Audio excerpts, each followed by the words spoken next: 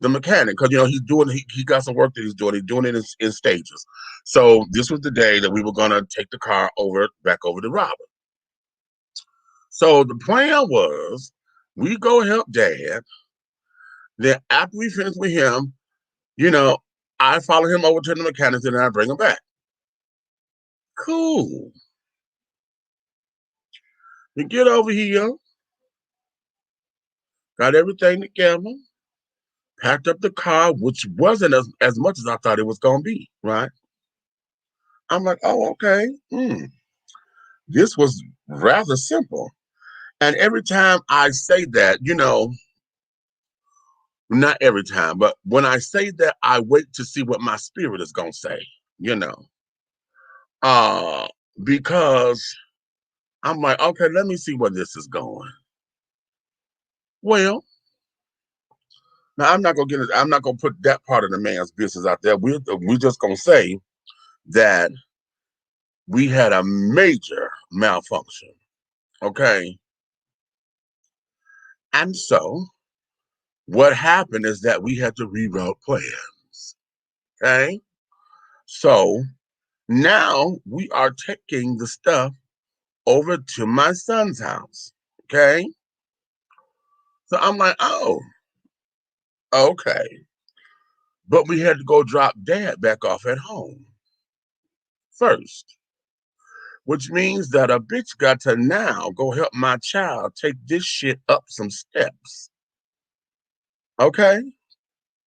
Now, granted, it was just a few tote bins that were heavy as fuck. Well, no, one was real heavy. The other one the other one was light. Garment bags, duffel bags, couple of boxes, and all that, right? So okay. So now, but we had to go take this child home first. So now we done traveled from his place down to where we thought we were going. Okay, that was a bus. So now I got to take you back to your house. Then we got to come over here because my child lives around the corner from me. Right? Well, en route to my child's house, and we are about literally maybe it's not even 2 minutes from where we were. For shits and giggles, I'm gonna say 2.5 minutes from his front door. We were on Riverdale Road, and there was a car on the side of the road. Well, it's a big curb there, so they couldn't get up on the curb to keep the car out of the way. So, we all had to get over to the next lane to maneuver. Good. Now, I've looked in my rearview mirror. I looked at my side view mirror. I had nothing on side of me so that I could make the maneuver, right? Well, darling, I am slowing down so that I can get over into the lane. So as I'm starting to venture over, there was a white car that now is beside me that wasn't there before. And it wasn't, I know we got blind spots, but that car was not there. And she's speeding. So to keep me from hitting this bitch, I had to then swerve. Okay? In my swerve, I end up hitting the goddamn curb and popped my tire. Now, y'all know I'm pissed as motherfucking shit. Okay? And see, I don't have road rage necessarily, and I'm saying it that way because I don't like stupid shit on the road. Okay? I really don't. I don't have a horn. God does not let me have a horn right now because I know I'd have blew her ass up. And if they had got out that car, bitch, it would have been on. Okay? Because now, bitch, you done make me swerve. And I hit the curb. Now my tire is busted. The ironic thing about it is this is how spirit is with me. Just earlier today, I was cleaning out the back of my trunk. Now I have a 2005 Honda Element, so it's SUV style, okay? I had some stuff in the back seat, namely my laundry stuff, because I hadn't brought my laundry in. So I got my laundry, a couple of things that I was keeping in the back, some blankets and stuff I bought from Walmart that I found for $3. Keep that. So I'm cleaning it out. And it just so happens I happened to look, and I didn't realize that there was a compartment up under the floorboard of the truck. And I got a spare tire. I said, oh, I do have a spare. Never paid that no mind, honey. And I just said that earlier today. So, all right, now I done popped this goddamn tire. I said, well, look at here, Jesus. Well, I guess you were trying to get me prepared for this. Mm-hmm. Well, the car that was broken down, they had called someone to come and give them a repair. I'm on the phone. I'm trying to get through AAA because I got AAA, the premier package, correct? I done paid this $100 some odd dollars. We gonna call Miss AAA. Well, AAA put me on hold and said, "Oh, okay, you on the line, and it would be the next call, the next available operator would be about 10 minutes." Now y'all know holding on the phone for 10 minutes is ridiculous. So then this boy comes up, one of the guys in the car. He tried to give me a business card. He said, "Yo, this guy said he'll change the tire for $50." I said, "No, I'm on with AAA." So he took the card back and carried on. Then when AAA told me now I'm on hold, the guy comes over to the passenger side. He had his vest on, he had his work shirt on with his phone number and shit on it and things. And he said to me, he said, "Hey," he said, "You sure you all right over there?" I said, "Well, yeah, he said, "We can do it now, or you're gonna wait 2 hours for AAA." And when he said that, I knew that he was telling the truth because every time we've called AAA, it has been a goddamn 2 hour wait. So I'm like, okay, you're right. Fuck it. He said, "How do you want to pay? Cash, charge?" I said, "You got cash app?" He said, "Yeah." I said, "Okay, cool." So now we doing all this, okay? But then the heathen in me sat up there because one of the reasons why I told this young man yes is because y'all know I like little pit bull little boys, okay? Well, men's. Because he had to been about 5'6", 5'7", and no imagination is stretched. Okay. When I say he was stocky, okay, because he was all ass and thighs. Okay. This boy was all ass and thighs. And my heart started beating because I was like, oh my God, I want to slide him my digits and shit, you know, and be like, damn, what's up? So, I let him go ahead on and change the tire and carry on so I can get on the road. Well, come to find out, the goddamn spare is a donut. Now, it's the same size as my tires, but it's a donut tire.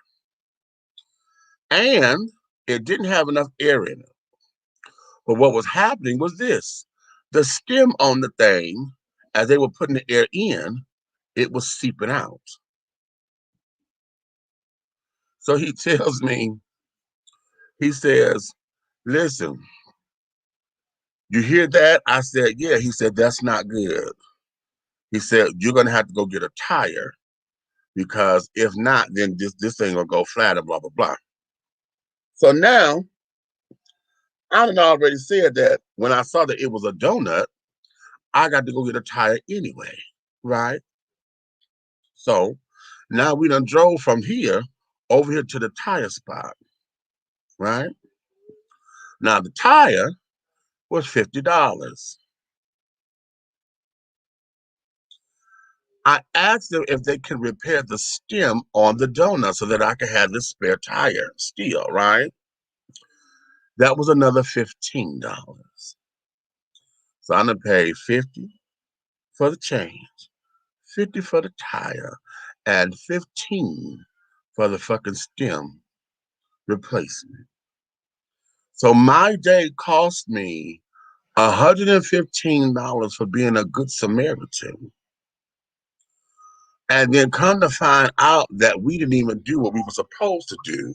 It got diverted because this child here had a major faux pas that we had to divert our plans and take the ship around the world. Okay. And I had to walk up the steps with heavy artillery. Okay. So yeah, that was my day. Now listen, my day started. We met up at about 1 o'clock. Okay. I left out of my house at about 12:15. Okay. Met up at about 1 o'clock. I did not get back up in here until after 7. Yeah. Okay. Okay. So we put this show together based on these particular entities because we have a few things to discuss. So I titled today's show, Not with a 10-Foot Pole. Okay. Not with a 10-foot pole. Okay. So we're going to talk about boundaries and things of that nature today. How is it that you implement boundaries when you have to have that discussion where you have to lay down some hard-hitting boundaries, okay? Hard boundaries. How do you deal with that, okay? How do you deal with it when you become the person who have been given the boundaries? Okay. See, it's one thing to give them. It's another thing when you're on the receiving end of it. Okay. So how do you deal with that? Okay. So we're gonna talk about that.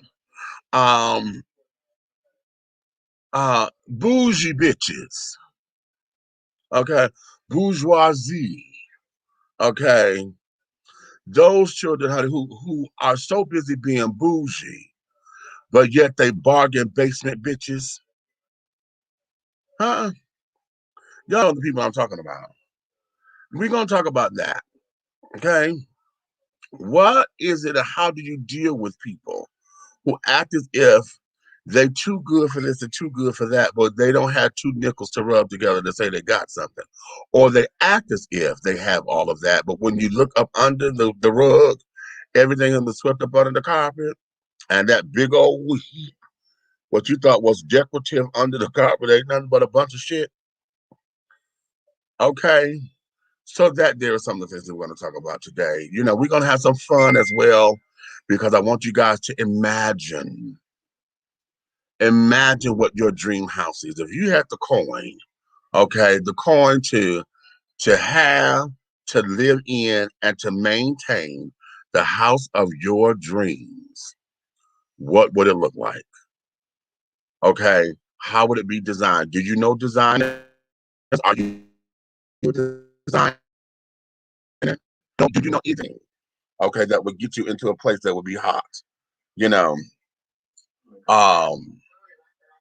So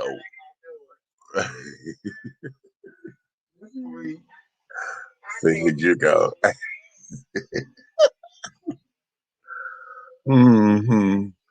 He came out here to bother me. Anywho, so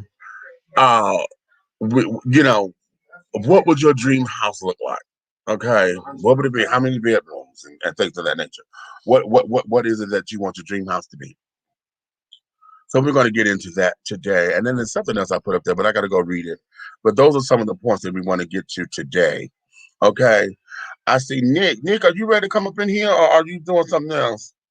You ready?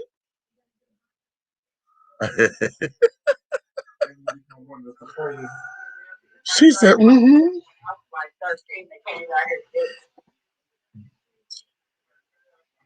You going on to Bria? Where you going? Okay.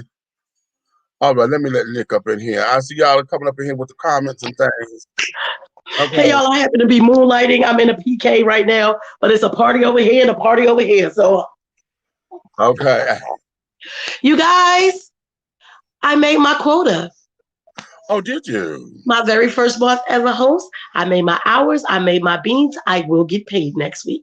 Oh, how about it? Okay. Well, cutesy, cutesy, cutesy. I got over 40,000 beans. Okay. Well, And shout out to Eric Buckner because he was a big support for me. Thanks, okay. y'all. Okay. Oh. Okay, here we go with these damn eyes. Wanna Oh, act Lord. crazy. Y'all know that night air is murder on my allergies, honey. Can you guys see this? I'm in a PK. Do y'all see Shaka and them cheating? We have Shaka's wife on our side, me and Medusa, but then Shaka, it was supposed to be the guys against the girls. But Shaka went and got one of the other people in their family, Majaji, and then we can't even cuss Majaji out because we love her. But he's cheating. It's supposed to be the divine feminine yeah. against whoever him and whatever dudes he was supposed to get. He's cheating. Okay. He's cheating. He's cheating. He's cheating. So, okay. So I was hearing about your day. Lord have mercy. Yeah. Yeah. So we're going to get into this because Is Red not in here? Because he was over here with me. he was in for a second and he bounced out. So I think he's going up to the studio. Oh, okay. Okay, to change his location. Because I told him I was like, I'm backstage. I'm over here, but I'm backstage. So. Okay. Rose says she followed you on Bigo, honey. For real? What's your name on Bigo? I'm in a PK right now. So here is where we're going to go with this, honey. It's just been one of those days, and you know, when you sit down to think about it and to get into it and this, that, and that, it frustrates me. But when we talk about boundaries, see, I think this is what this is because my son is dealing with a few people in his life that, you know, he has to have a hard conversation with. And that is, I love you, but honey, I got to love you from a distance. You know, I have to love you from a distance. And it's not to say that we can't hang out or this, that, and other. It's just that you are one of those people, honey, that I can only take in spurts and in spells. You know what I'm saying? And I have to really feel you in order to be around you. But once I get my full of it, I'm good.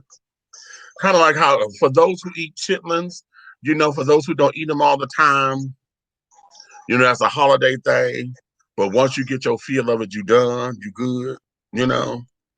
Okay, I'm not one who has to sit down there and do this umpteen times or whatever that is, you know. How is it that we deal with boundaries? How is it that you set them? How is it that you move forward? How is it that you have the hard conversation of having to set hard boundaries? And then the flip side of that question becomes, what do you do when you are the receiver of that boundary or that conversation? Because I've been on both ends of it, okay? I've been on both ends, and neither end is a good feeling because when you have to set the boundaries, and what it does, I know for me, it gives me a little anxiety because I feel as though, you know, I want you there, but you haven't earned the respect to be in that space, or you've taken it for granted, or you've abused it. You know,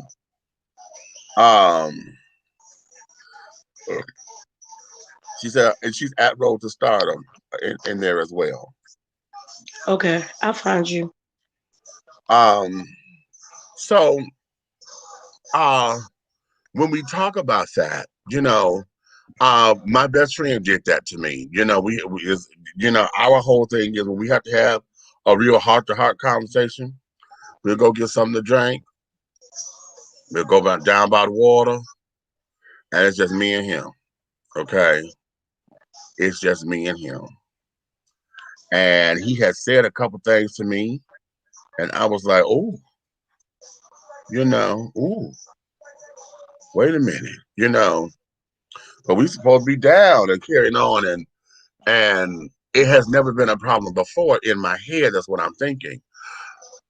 But what I had to learn is that just because I revere him in such a way that I had to also accept the fact that just because I want him to be everything, in everything and this, that, and the other, doesn't mean the same for him.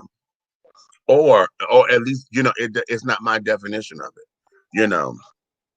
And so when we come to those particular kinds of conclusions, it became a do I did it. And then I had to learn how to accept it and then move forward, you know.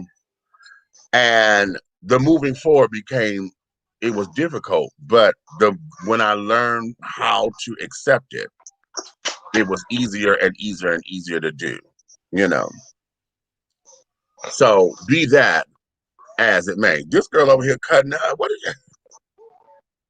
A PK is fun, y'all, because it's literally like a team against another team, and so people are down in the comments. They throw gifts, and so they threw gifts. This time it was us. We won. We done won 3, and I think they won 3. But it be Okay. looking like we're about to lose a lot, and then we got to the end and we won. Hi. So that is what we're on today. Where my people at, honey? I'm trying to get y'all. Where they at? Okay, let me see what's going on. Okay. Wait a minute. Let me look at my Facebook, child, because usually the Facebook is where the people are at. And hell, they ain't came up. Oh, wait a minute, let me check. And Rose on what you call 'em, right? On YouTube. Does anybody? Yeah, Road is on YouTube. Okay. Okay. So, all right. Well, okay, they'll come in when they're ready. I just wanted, I'm for the sake of having to repeat myself. Well, they, Okay. they can play it in the beginning. Yeah, there we go. So having said all that, boundaries, boundaries, boundaries, boundaries, boundaries, boundaries, boundaries, boundaries. What do they look like? When we say we need boundaries, what do we really mean? What do we mean when we say boundaries? And if you set a boundary, are you allowed to change them, or do they mutate, or is it something? Or do you think a lot of people just try to set boundaries and then they renege on their own shit, and it doesn't become an issue until you do something that they don't like? For instance, people will sit down there and claim they set boundaries, but they tell you any and everything and this, that, and the other, and they want you to keep their secrets, and they want you this and they want you that. But the second that, you got to check them on something, now all of a sudden you need to stay in your place. You need to mind your business. You need to be like, bitch, how am I minding my business when your business is my business? Bitch, you done told me all of it. You got me indirectly snatched up in this shit. And now that we're having this conversation, now you want to get mad because I'm not co-signing the bullshit. So do we have that? Is that the issue? Issue. Okay. Do you think that's an issue, or do we have to are we too sensitive to the fact of that, because I have you in my life, that it gives me those unspoken rules that I'm supposed to have carte blanche to your life because I'll put you in this particular space, or because you my bestie, or because you my Judy, or because we share so much that we supposed to share everything. Do we take advantage of those things? Do we take liberties with those ideas and antics? What is it that we do or don't do that will catapult us into those things, to where we have to have the hard conversation of, okay, you have to respect the boundaries. We have to set some boundaries. I don't know. It gets tricky, especially with friendships. Because if you don't have a good communication thing going, then people get offended, and it's like, well, I thought we was cool. I should be able to say anything to you. Right. Without you being offended by what I'm saying, because if we are truly friends, then if I'm saying something to you, it's because it must be needed to be said.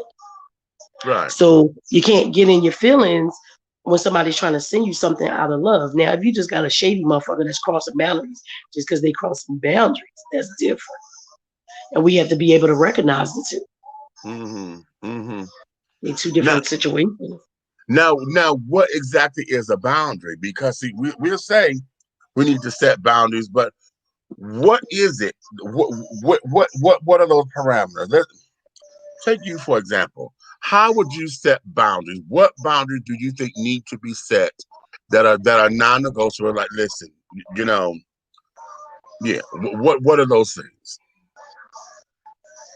I think boundaries are for different people, different boundaries. Okay, that's fair.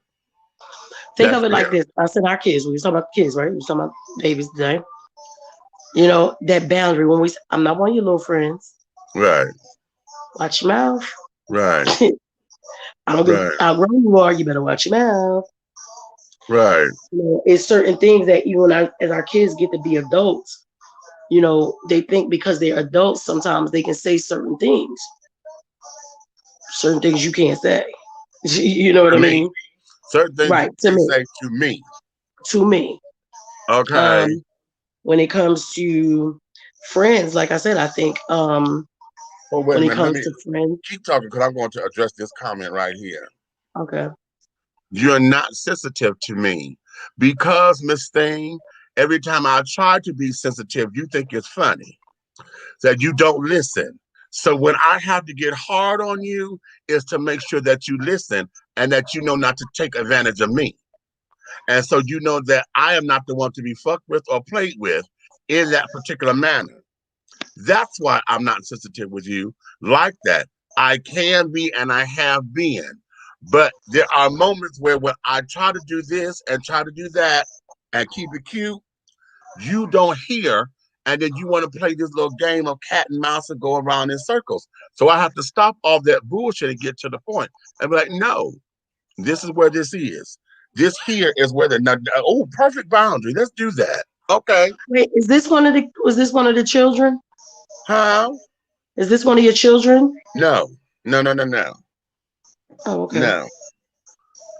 No. This is a perfect thing about boundaries. And I think what we have to really understand about boundaries is that I'm starting to believe that boundaries is another word for respect. Yeah, I mean that's what it's supposed to be, ain't it? Okay. So Because when you cross a boundary, that means you went into a world of disrespect. You right. went too far. You went too far thinking that it was cutesy cutesy or that it was okay. Cause we got the phrase, you don't know me like that. Right. We had Try the you don't know Jesus, me. not me. Don't try Right. me. You better try Jesus. Okay. You don't know me like that. Okay. Right. And so in this particular case, I'm addressing that particular person directly because oftentimes, when I'm being cutesy and this, that, and the other, it becomes one of those kinds of things of, oh, but that's just Demetrius, honey. Demetrius is Demetrius. He's understanding. And they feel as though I could just say anything. I'm like, no. And then you and I both have a thing about tones.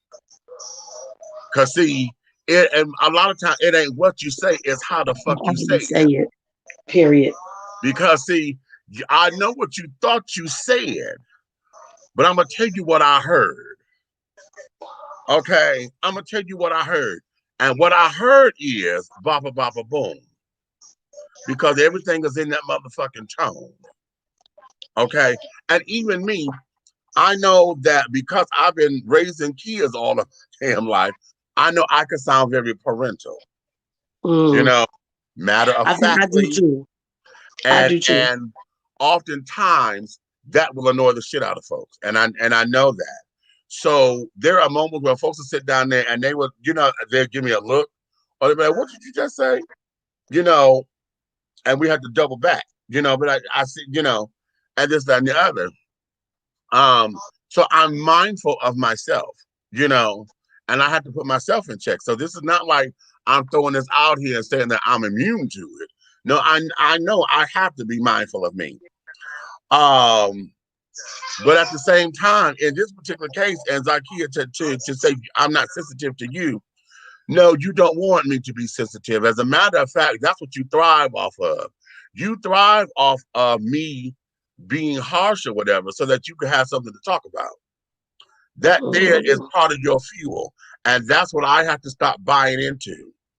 Okay, because if I'm sister girlfriend or whatever, then that there gives you all that it gets you kitty cat shaw shit, and then you take advantage of that. And then you get into your whole little thing, and then got me repeating myself 16, 17,000 times. And Right. then that's a pet peeve of mine. And then when I say, okay, I'm done, that's it. And then when you don't want to take no for an answer, then I have to sit down there and press and say, bitch, Then I'm I'm done. the wrong one. Then Then I'm I'm the wrong. wrong one. I'm wrong. I'm the one who don't understand. I'm all kinds of other kinds of names and shit, you know. And then it becomes a whole big old thing about nothing. When I told you from the beginning, don't do this, don't do this, don't do this. Stop doing that. Right. The next thing I know, I got folks calling my goddamn house and shit because you done said something. And I'm like, didn't I tell you to stop doing that shit? Okay, Then we the bad guys. because it feel like it's a setup. So if you set me up, then that means you don't respect anything that I'm doing. I don't care how much you say you believe in me. I say don't do this because you see it causes problems, but that's not what you hear.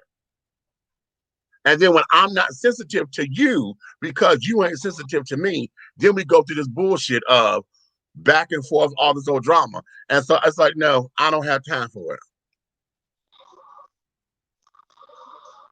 It becomes, and then see that's the part that I don't like, because when we try to say, hey, this is what it is, like you said, don't do that, but then Right. because you think it's so cutesy, oh, they ain't really worried about it, go ahead, Nikki ain't worried about it, go ahead, and Oh, then when I no, pop the fuck off, here it is. Oh, she'll get over it, honey. She'll be all right.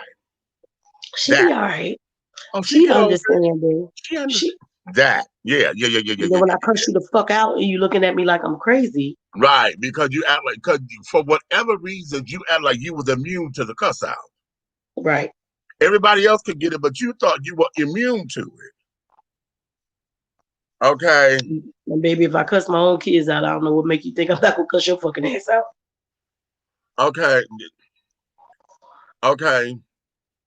So that And I think there that's people is get that mixed up. It's like you pay.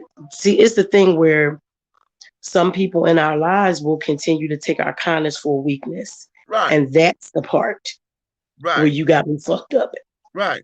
Now, to be fair, because we have to look at it from the other side of the coin too. Because, like I say, oftentimes it's always when we have to give boundaries. But what about when we have to be given boundaries? When we have to be told, bitch, okay, bitch, hold up. You done went too far. And you should have said, wait a minute, how did I go too far? How did, what's this trigger? Because I ain't said nothing I ain't said already. Right. You know, I talk like this all the time. You know, think, so what is it? And see, I get very sensitive to that because I'm like, well, wait a minute, because I don't like to feel as though I've offended anybody me either. or whatever, because everybody's views and stuff is completely different, and we all know the pop off. You know, we know the And pop then we got off. to think about it in the rate of the kids. When our Right, kids get grown, right.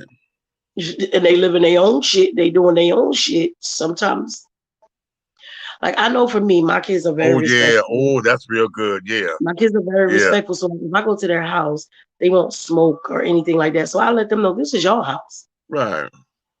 I appreciate that you giving me the respect of not smoking or whatever, but I know that y'all smoke. Y'all they smoke weed all goddamn day. I know you smoke. You don't have to not do that when I'm in your house. You understand what I'm saying? But to cross a boundary, Zaza, you switch sides. To cross a boundary with me coming in the house and saying, don't be in here smoking no motherfucking weed. Well, and you know I'm here. Right. Uh-huh. And they pay, That's crossing a and boundary. we taught them, get your own house, you Get your know. own house. You know, you don't like my rules, honey. You get your own shit, make your own rules. Now I done And came then when into they your do it, domain. right. And that's why I say I Right. appreciate my kids for giving me that respect. But to cross a boundary would be for me to demand that when I come in your house. Because that's Uh-huh. like saying I can't do the shit at your house. And now you telling me I can't do it when you come in my house either. Uh-huh. So then you have your kids being resentful, like, well, mom, when you coming over here? For how long you staying? Right. What you coming for? You know what I'm saying? So that's Right. a perfect example of us because we're so parently.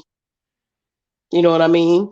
Cross the line. Well, sometimes I find myself having to, even though me and Cole live in the same house, I find myself having to pull back from some of the things I say because it's like you're grown, you're paying bills. So if you continue to do this shit that I know you shouldn't be doing, maybe I Mm-hmm. shouldn't be saying nothing because you're not listening anyway, and all of this doing is causing friction between us. So how about I shut the fuck up? You go through whatever the hell you need to go through. Right. Go But through am it I and then saying I come see don't me on the never back cross end. these Right. boundaries? I do, but then I have to remember, so I have to pull back. Right. You Okay. know, And what Buckner said this. Some people who understand that I'm a kind-hearted person at heart eventually decide to test the boundaries by trying to see how much they can get from me before they push too far. That's a exactly. good one, honey. Remember, I said That's trying a to good take one. somebody kindness for a weakness. That'll get you fucked up. Anything that goes against my things, I won't believe in or change for anybody or anyone. Okay, okay. How about that? So that's Right. what your boundaries are. Okay, okay, okay, okay, okay. I think that's cool Now, see, too. Zakita Like, put some other comments up in here, okay, go ahead. and I'm not ignoring you. It's just that what you're putting up in here, honey, is gonna make me have to either read you and put our business out here in the street, which I'm transparent. But Let's if you not do want to that. go there, I can go there. But this is not the time and the place for that. And don't call me after the show trying to have an explanation because we've discussed this already. But we're talking about boundaries. And I see, was going to say, do you? I mean, but if y'all feel like y'all want to hatch it out online, do Zakia want to come up? no, Because no, I'm not bringing her in here because see, the reason why is because just like she's doing now, she's talking in circles. And let me do this. I'm gonna do this because this is what she want to hear. She want to hear that she was right for sticking up for me. She want to hear me say, "Yeah, you were right." But my whole thing is, you didn't. It would have never been a right or wrong thing had you kept your motherfucking mouth shut. All the situation, honey, would not have been a situation had you not went back and said anything that I said. Because mm, that was our conversation. Had nothing to do with anybody else. Had nothing to do with nothing. Now all of a sudden, because you don't went and said what I said, now I then it's a got big folks calling thing. my house. I got folks really waiting to see what the fuck I look like, because it got to a point to where shit it could have went down to Knuckle City over some bullshit. Right? This something recent? No, no, no, no, because they had to put again boundaries. I say not with a 10-foot pole. I had to say Mm, no. I got to pull myself up out of this because what it is, y'all. Okay, okay, okay. Wait a minute. Shit, I don't pull my own ass into this. Y'all know I'm a spiritual counselor. I don't like to use the word psychic. I don't like none of those words. I am a spiritual counselor. I have clients and carrying on. So when we sit down and we talk, we talk. This is us talking. Now, your belief and your family's beliefs are two different things. Your family don't mm, believe in it. Okay? right. Your family don't believe in it. So because I done said something to you because you came to me, you end up going to your family telling them what the fuck I said. If your family don't believe in stuff like that, why would you even discuss that with Bam, them? bam. Because that's a problem from the gate. So now in her defending me is because this is Haji's sister. Oh, okay. Okay. So now because I'm Haji's friend, it became a whole big ass to do over nothing. Oh, You understand? So now her telling them what I said just sparked some bullshit to where now they're calling me. They were calling me and this, that, and other. Then, then it became, what you, bitch, wait a minute. Now, see, now you're going to make me cuss you. But you shouldn't keep your mouth shut. No, I did keep my mouth shut because I had nothing to do with that. I told you, bitch, listen. I did this because I said I was trying not to do that, but I pulled myself into this. But again, this fits today's subject, boundaries. Because of what it was, you came to me as a client. Okay? It's just like you going anywhere. I'm not a medical doctor, but I'm gonna use the term. I'm gonna use the word doctor. It's just like if you went to your doctor and your doctor said you got breast cancer. Okay?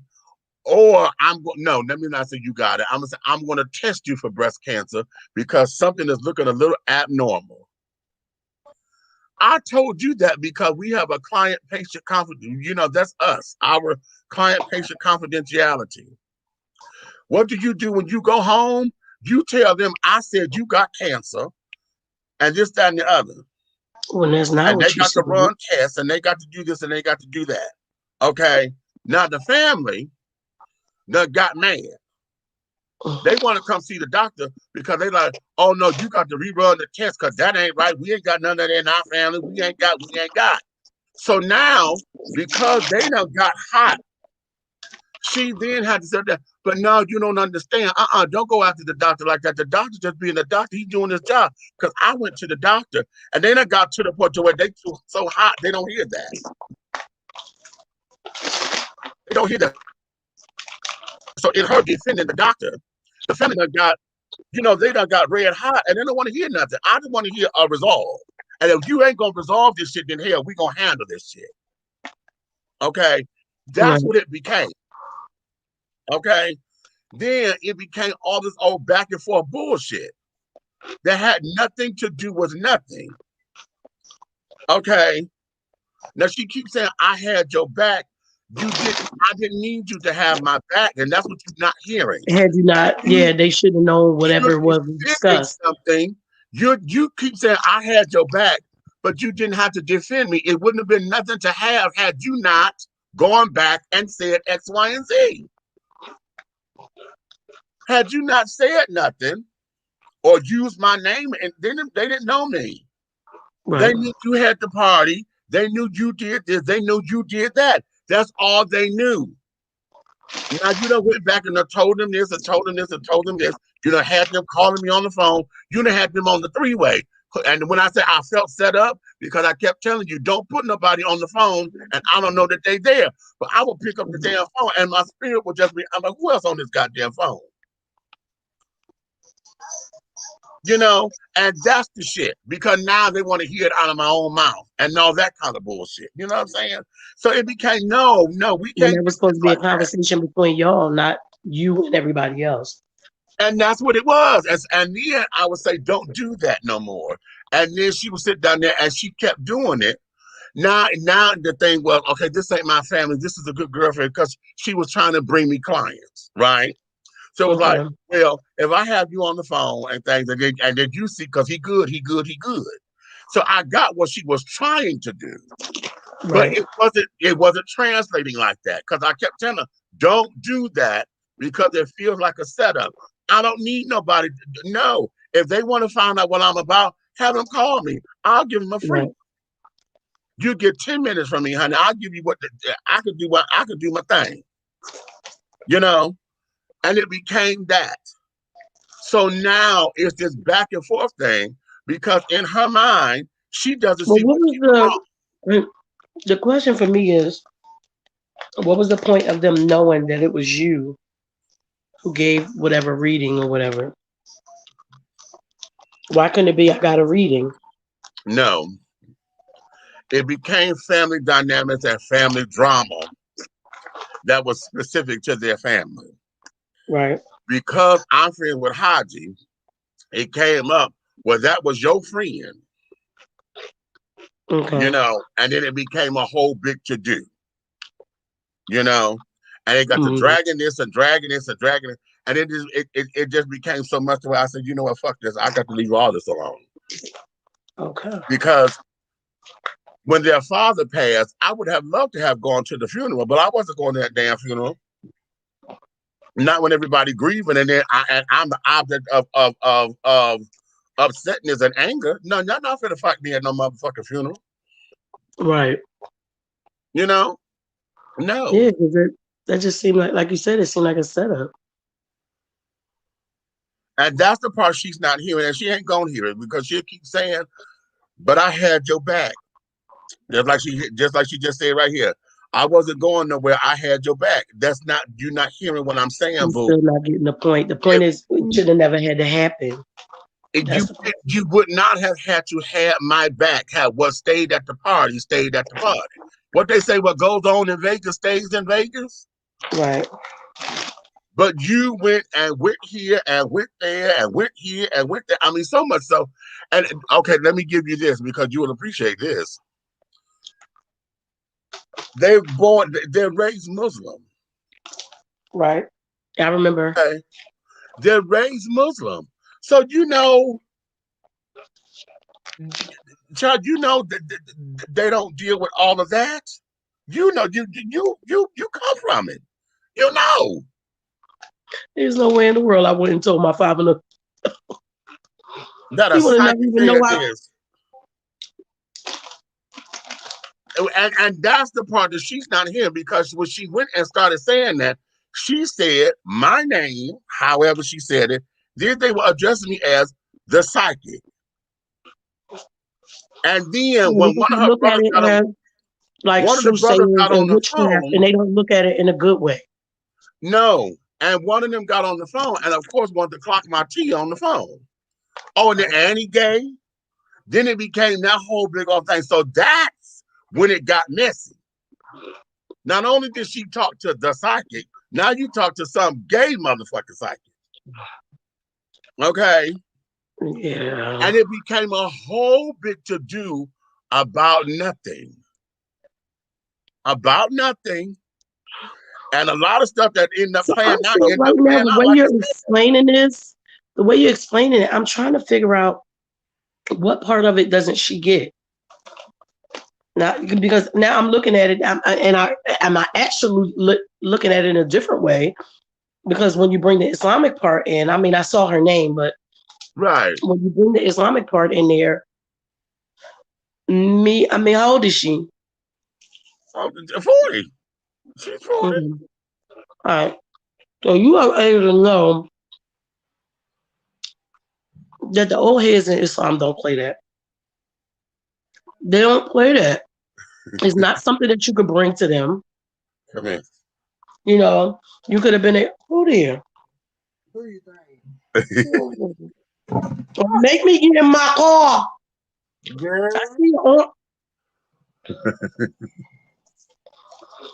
Cause I come from Alabama with a banjo on my knee.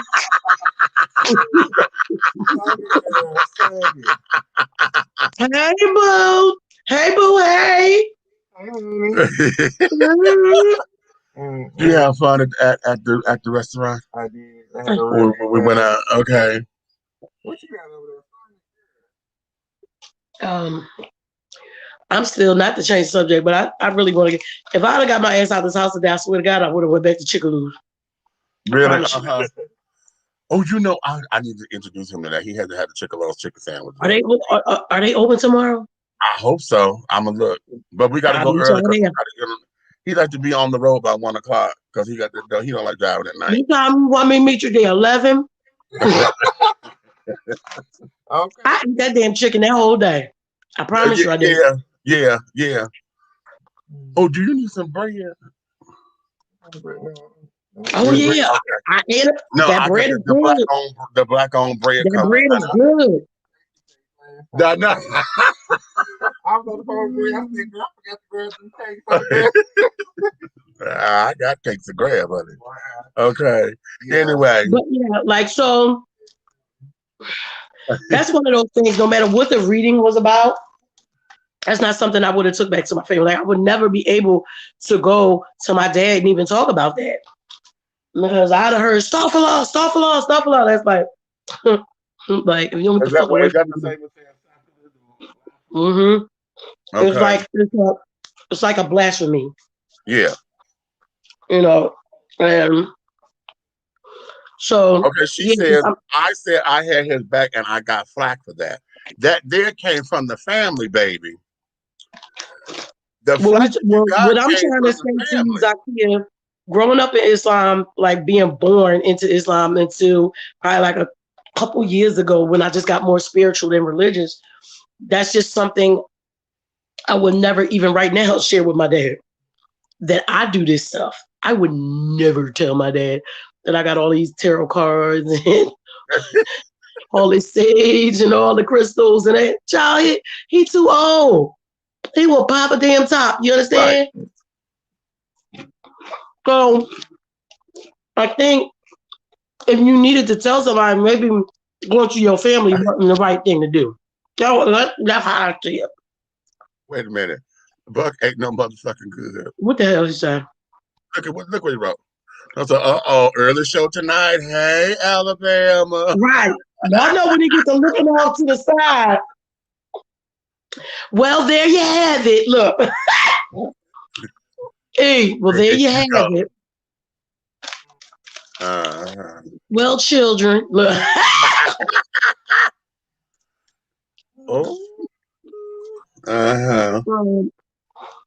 No, but yeah, the part that you're really missing is sharing it with your family, who is Islamic family, who is never, they don't give a shit what you say. The older. But she said, this is not about Islam. And but your family values are going to stay where they're going to stay. Going round and round like this, I have to stop it. Mm-hmm. Because for whatever reasons, she don't hear the implications of everything else. Because if you're 40, I'm 50.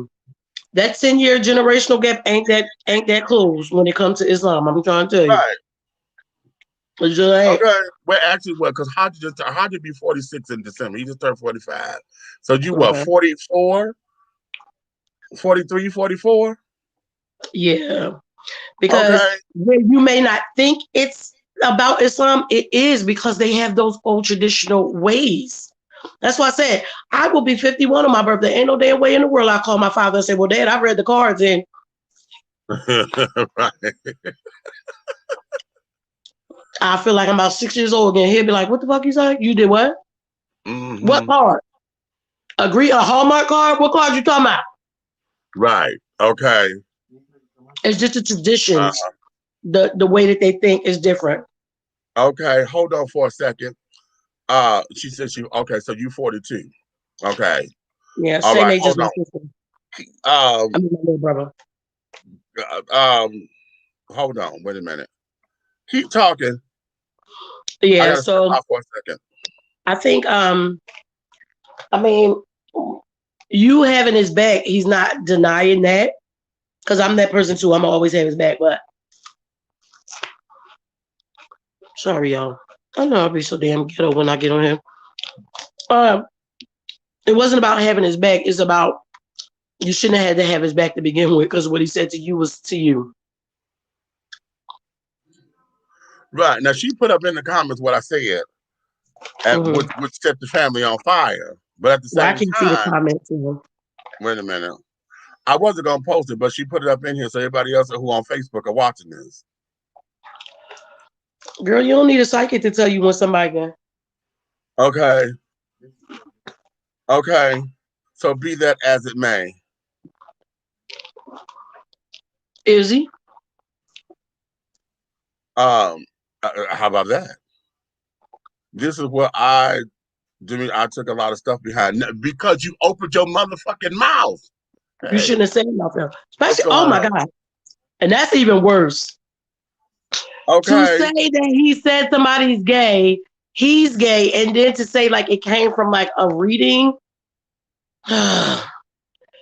So yes, it does have everything to do with Islam. I didn't even think it was nothing that deep. You had to know when you said that that was going to cause an issue, because I've known a lot of brothers that were Muslim and they were actually gay. And do you know how terrified they've lived their lives for somebody to find that out? So it does have everything to do with your family being Muslim and the fact that Meech is gay. And then you telling him all this stuff. Meech is gay, he's a psychic, and then he said that your cousin is gay. And you honestly believe that has nothing to do with Islam? You can't be that clouded in the mind. You can't be. You can't be. You on mute, Meech.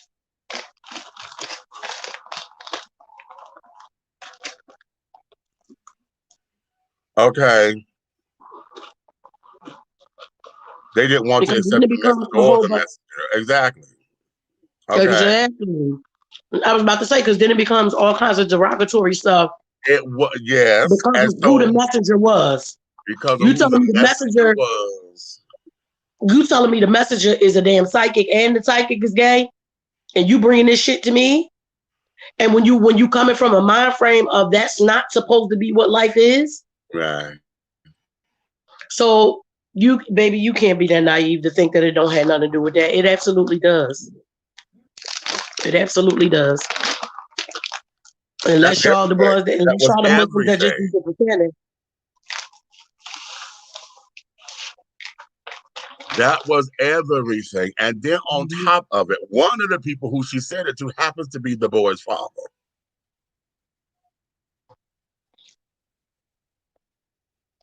So you know he was out after my ass for real. Okay. So y'all know how I am. Either I'm gonna be honest as shit or I ain't gonna say nothing. You knew when you said that shit that was gonna cause a problem.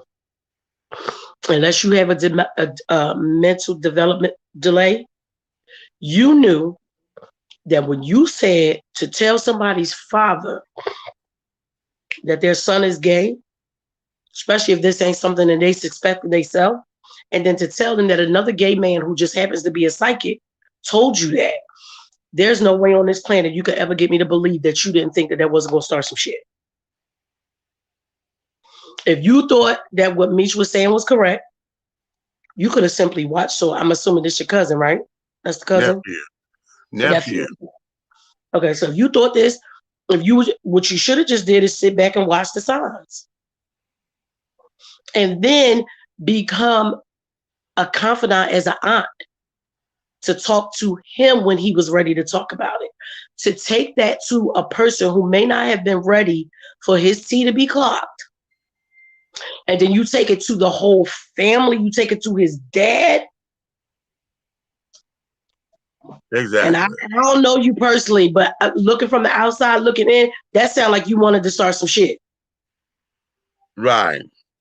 Because you probably thought it yourself. Here's the thing. Let me take a commercial break right here because I got to go.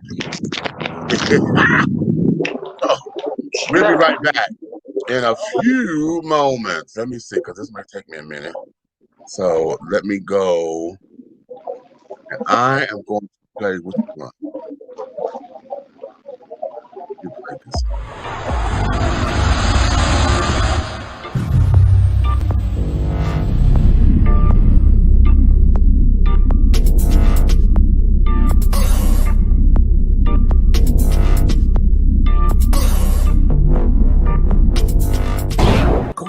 Okay, black on. Get into it. Black on. Look at that David Ford right there. That's his thing. Black on. He don't know Tom.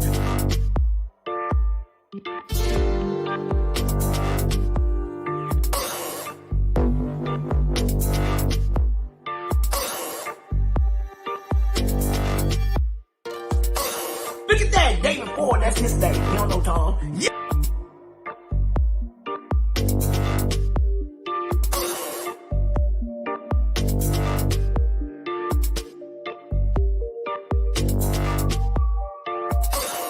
Yes. Oh, here we go. Oh, I can't see the demons. I can't see the demons, but I can see the light.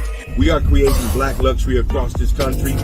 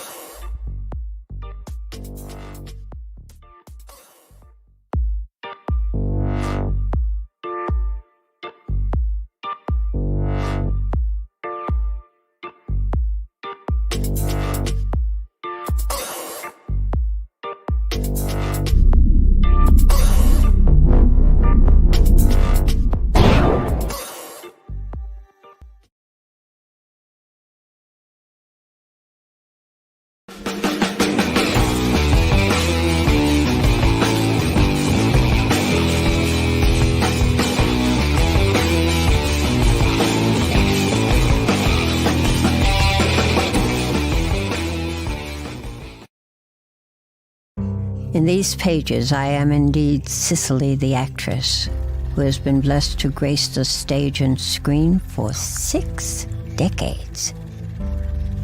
I am an observer of human nature and the dreamer of audacious dreams. And here, in my 9th decade, I am a woman who at long last has something meaningful to say.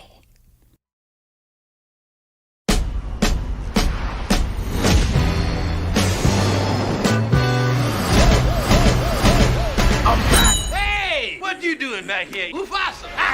Say it again, feel right in his... I've just discovered that I may have a son here in this land. How much child support is she getting from? The king pays no child support. No child support for 30 years and you came back? You was a dummy.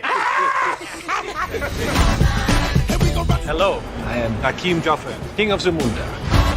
You are the heir to the throne. Yes, my father. He's supposed to be like the prince of Wakanda. Wakanda is a fictional place. Not to everybody. Zamunda is a very real nation. I don't need no handout. Wait a minute. All right, I'm gonna pack. Okay, baby. Presenting King Akim's son from America. And my mom's. And his mom's. Children, this is your brother. Hey, Quine. I'm sorry I slept with your man. This happened before we even met. It's not like you're the first man I've ever been with. I haven't... What did you just say about the other man? Coming to America, now it's coming to me. I always thought that Mika was going to be queen. A woman isn't allowed to rule Zamunda. It's the law. Did it ever occur to you that Mika wanted to be your heir? Would you dare banish me from my own bedroom?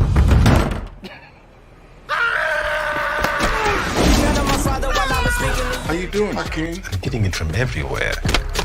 I have upset my family. You must be strong. And General Izzy would love nothing more than to take over Zamunda. Raise it higher.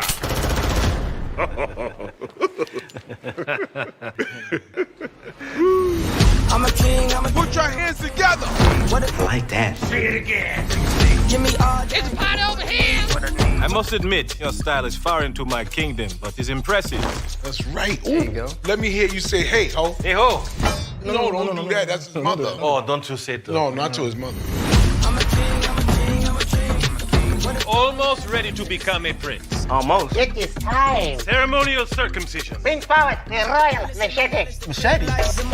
They're gonna sharpen your tool, nephew.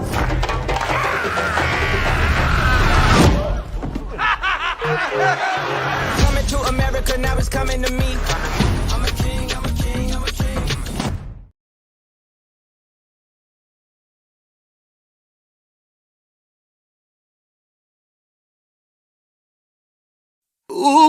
Baby, please don't you be such a tease. If it's loving that you want from me, I got boo-boo.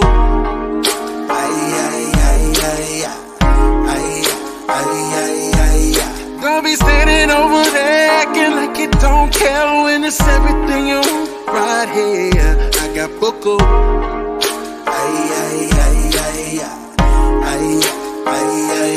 I could be. Okay, I am back, y'all.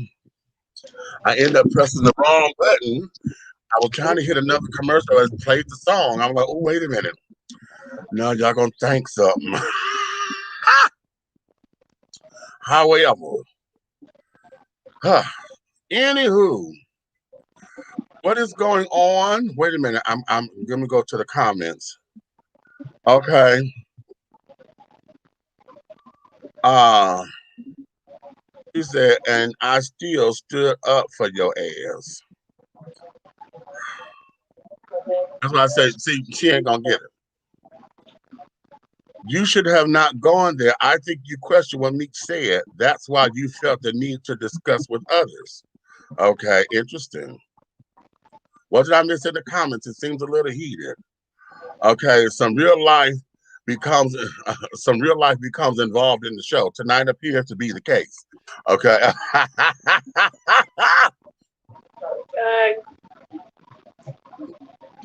Listen, let me send you this damn thing. Let me send you the thing. That's funny.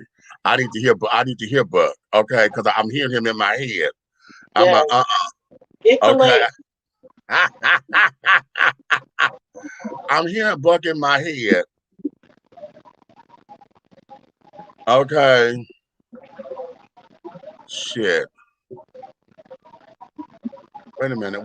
Okay, hold on. I got to go here. Anyway, in the interim of all of this, this is what's happening, children. And hey,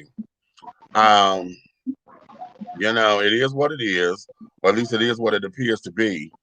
But it's a perfect setup for what we're talking about as far as understanding boundaries. This particular chapter of the discussion. Okay, what is that?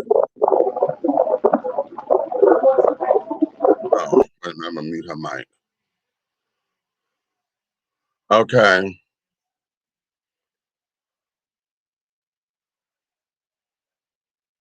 Yeah. Okay. All right. Okay. So this here, it goes into what we're talking about today. Understanding how to maintain boundaries when you have to have a hard conversation, and when you have to sit down there, and what does it mean to have to set a boundary? You know what I'm saying? And does it mean sometimes boundaries are you would have to cut folks off completely? Okay, do you sever a tie? Do you just say, okay, here? Or like I say, the title of the show is not with the 10-foot pole. You know, I can't fuck with you. I got to fuck with you from a distance or this, that, and the other. How do we answer that? You know what I'm saying? So that there is the case, okay? So I'm gonna wait for Buck to get in here, but I'm gonna transition out of that because part of the part two to this question is all about being bougie, okay? How is it that you deal with folks who are bougie, you know, and they think they are grandiose and grander than grand, but yet they are bottom barrel bitches or bargain basement bitches, however we want to call it, honey. And BBB, and it's not the Better Business Bureau, honey. How do we deal with all of that? You know, how do you deal with someone who wants to put on all these airs, or they come around you and act as if they can't this, or oh, they can't that, and oh, this is beneath them, and oh, this, and this. Yet when you get them into their own environment and carry on, honey, what you thought, you know, the attitude and stuff was, honey, is completely the opposite of what you see. Huh? What is that for you? Okay, talk to me, Sharon, talk to me. Because you know, we real quick to sit up there and to give out and throw out comments and to throw out, whatever. And, whatever that means, we'll talk about them, we'll call them names or this, that, and the other. But yet, most of the time, most of the time, those are the ones, honey, that we keep in our corners for a good laugh, a good kiki. Mm-hmm. He's taunting me, y'all. We keep, like I said, a good laugh or a good kiki or the life of the party. You know what I mean? Because somebody gonna end up talking about them. Somebody gonna end up saying something that's gonna make everybody laugh or get everybody to say some sly remarks or whatever. But then when they get into their own world, and you get to see their struggle, when they say the struggle is real, and you get to see their struggle. How do we deal with it? How do we navigate through those particular waters? Okay, how do we end up doing that? Okay, so what say you about the bougie bitches? Okay, those who give you all these particular airs, and yet they don't know what the fuck it is that they want to do out of life. Those who give you all these airs, they hold their pinky up when they drink their tea, honey. They only drink from the finest Mikasa crystals and things, and all of that.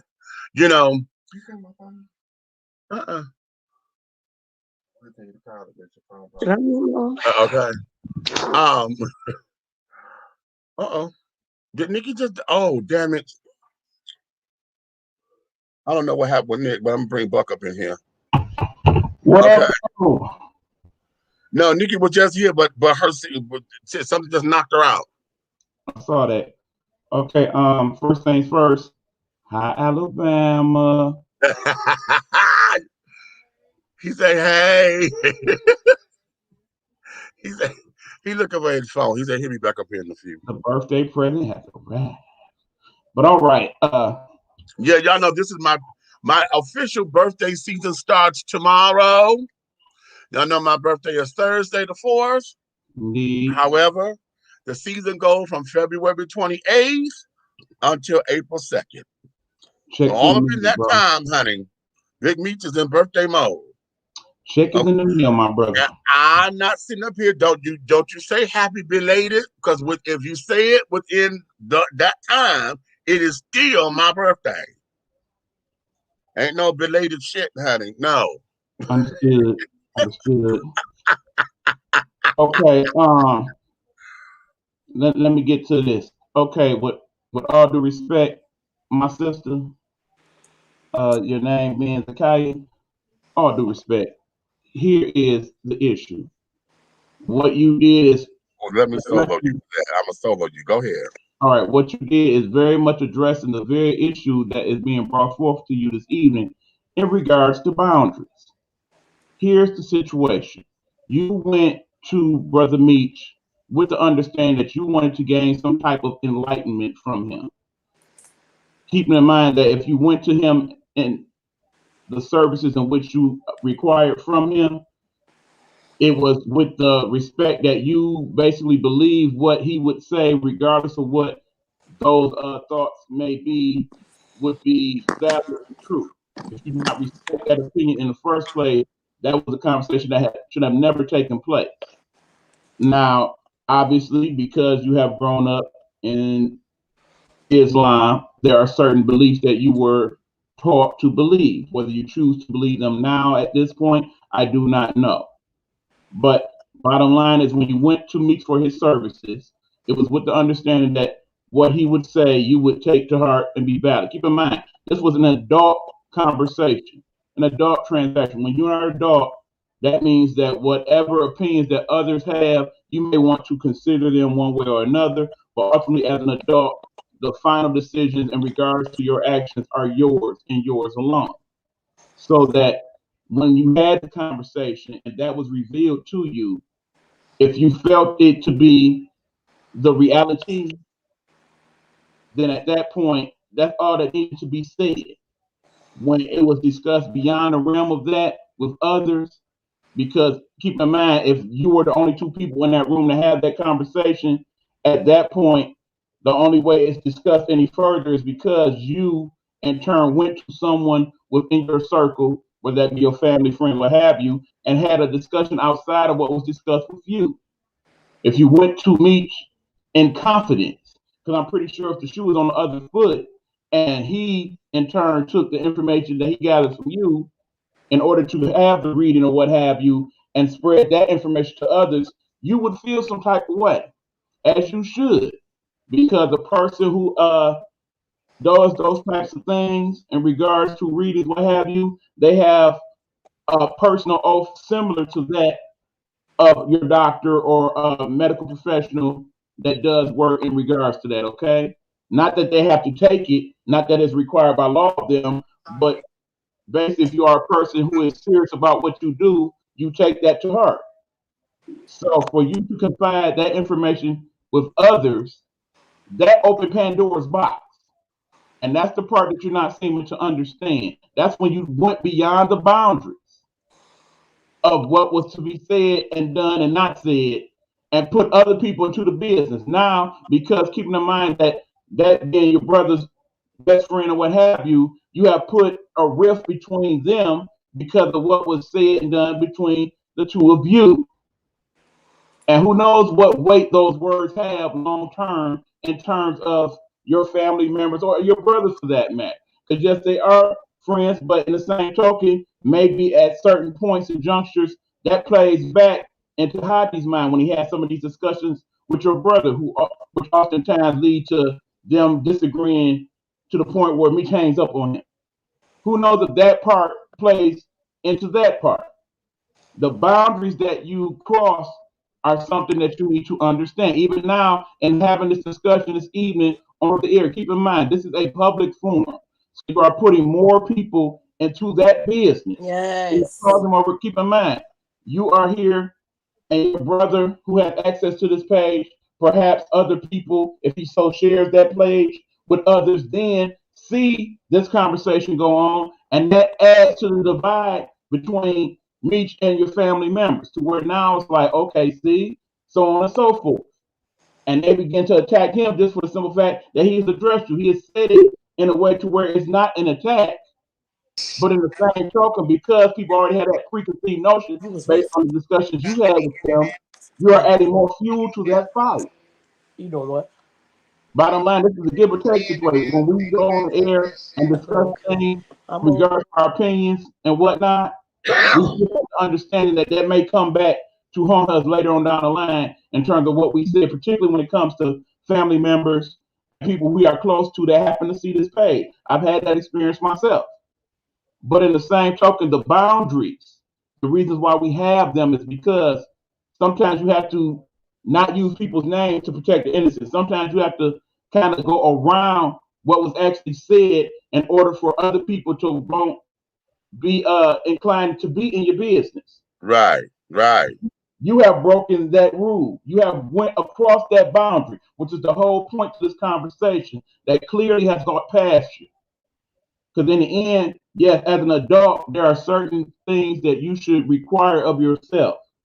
And at this point, you have gone beyond that and bringing this particular private situation into this public forum. Now, so other people can critique it like myself. I should not have had this discussion, but since you can put me in y'all 2 cents, there's mine. Okay. And there we have it. Now I'm stepping off soapbox. Oh, are you stepping off the soapbox? Okay. Hold on. Wait a minute. Nick, I'm gonna put you in the backstage and you handle that. Because I got her, I muted her mic because she handling something. You ready? Wait a minute, she let me know when she's ready. All right. Okay. She okay. She said, no, I'm here for it. All right. Because I was letting my brother say what he needed to say. Okay. So here you know, and in trying to be delicate with it, this is more so, Zakia, this is more so for you. Because like I said, what you want me to accept is you want me to say, thank you for standing up for me. Okay. You want me to acknowledge that, but I had your back. And okay, you did. Okay, you did. But the problem is that if it would not have been an issue had you not said anything that we had talked about at the party, which was a psychic reading party that your family knew that you had, but they didn't come because why? They don't fuck with it. Now, see, here's the part that I did not know in that situation. She was the one who actually had the party. Yes. In which you were the reader. Yes. And then in turn you went and did that. Right. My point is, the fungus is among us. You feel what I'm saying? The thing is this, and there's no way in the world that you're going to get me to believe. Now, I will say this. I wish you wouldn't have brought it to this. Because I agree with Eric. The more you talk about this out in the public, then your family gets more fuel to that fire. But at the end of the day, like I said, I don't know you, and I never met your brother, but I know who your brother is. But at the end of the day, to me, it just sounds like some messy shit. Like, there's no way in my mind that you be able to tell me that when you took that to your family, that they were going to accept that and it wasn't going to be a big deal. You shouldn't have had to take up from him, because even if you wanted to tell them that, why would you tell them it came from him? Right, because bottom line, you had to know that was going to cause confusion. But you do. You know your people and what they believe. You know what's going to cause confusion. Kind of rift that was going to cause. That just seemed like some mess right there. So that the was fact that you want to keep on saying that was made by you. I was going to say, so the fact that you want to keep on saying I had his back, that's a bunch of bullshit to me, because you shouldn't have never needed to have his back, because you shouldn't have never said what he said. Exactly, because you knew what was going to transpire after. That's going to blow your whole family up. And even if you want to ask your nephew about it, you still would have to say, well, me said that you was gay. Like, and that's exactly what she said. Is that what she said? That's exactly what she said. Listen, and I ain't even know that. I got gifts too, but I didn't know that. That's exactly what she said. And to me, something like that, had I got a reading about somebody being gay, y'all know that don't bother me. Hell, it can't bother me. Both my daughters is gay. I ain't have a problem with it with them. I ain't gonna have a problem with it with nobody else. But I know that I wouldn't go to somebody else and say, I wouldn't go to my brother. Had I known my niece was gay, right? My niece is gay. Had I known my niece was gay before she said something to her dad, would I have said something to her dad? No. But I would have been the person she would have been able to come to help her tell her dad if that's what she would have needed. Hell, I didn't know. He called me and was like, hey, well, what do I do now? I said, nothing. You don't do shit. She's fine. She's gay. She ain't terminally ill. That was not your place to do that. Exactly. Bottom line. That's the part that you're not understanding. Right. It was not your place to do that. If you wanted to be a confidant to your nephew, that would have been one thing. But to go and say, Meat said you was gay. Okay. Understand. In a court of law, that is not admissible. Hearsay evidence. That's hearsay. That's hearsay. What if Meach was just being being a Miss Cleo? Right. Okay. And bullshitting people around. Because granted, I don't understand the total reading or whatnot, but you getting your reading from the cards that is coming to you from the spirits within. So it's not necessarily what Meach says, but Meach is getting from the other people that say. Right. So now you get a forehand information. What if the energy in the room would have been all mixed up? And he had the right message, but it went to the wrong person. Mm-hmm. That part. All you were supposed to do was that it didn't affect you directly, so you shouldn't have said nothing. If your nephew is in fact gay, when he was ready for everybody to know, he would let them know. To truly be a person that is a confidant is with that understanding. Keep your mouth closed, boo-boo. Yeah. So the part that you're not getting about, you had his back. The fact is, you shouldn't have had to have his back. The only reason you had to have his back because you went in front of him and said right. That part. That conversation equals no need to defend. That's it. So Oh, honey. Okay. Now, Yeah, that Auntie, was let just me. weird because I didn't never think we would have something like that, especially something that's kind of blindsided for us. Like Right. we didn't know that that was coming. But like I said, this here, as blindsided as it is, as Buck just pointed out, this here, it fits the theme of the show. This is all about what we're talking about today, understanding and accepting boundaries. And when you have to put hard boundaries up, have to have hard conversations about them. And then when you happen to be the object of having hard boundaries, because here is the tea with all of that. Even after she shared that with her brothers and carrying on, their message to me was basically cut that shit out of keep my family name out your mouth. You know, and that's basically they didn't say At those that point, words, it doesn't matter if you got his right? back because they're already on his top as Because it they is. already on 10. They here. Okay. So any and everything that you said to try to have my back, it missed all that because they way up here.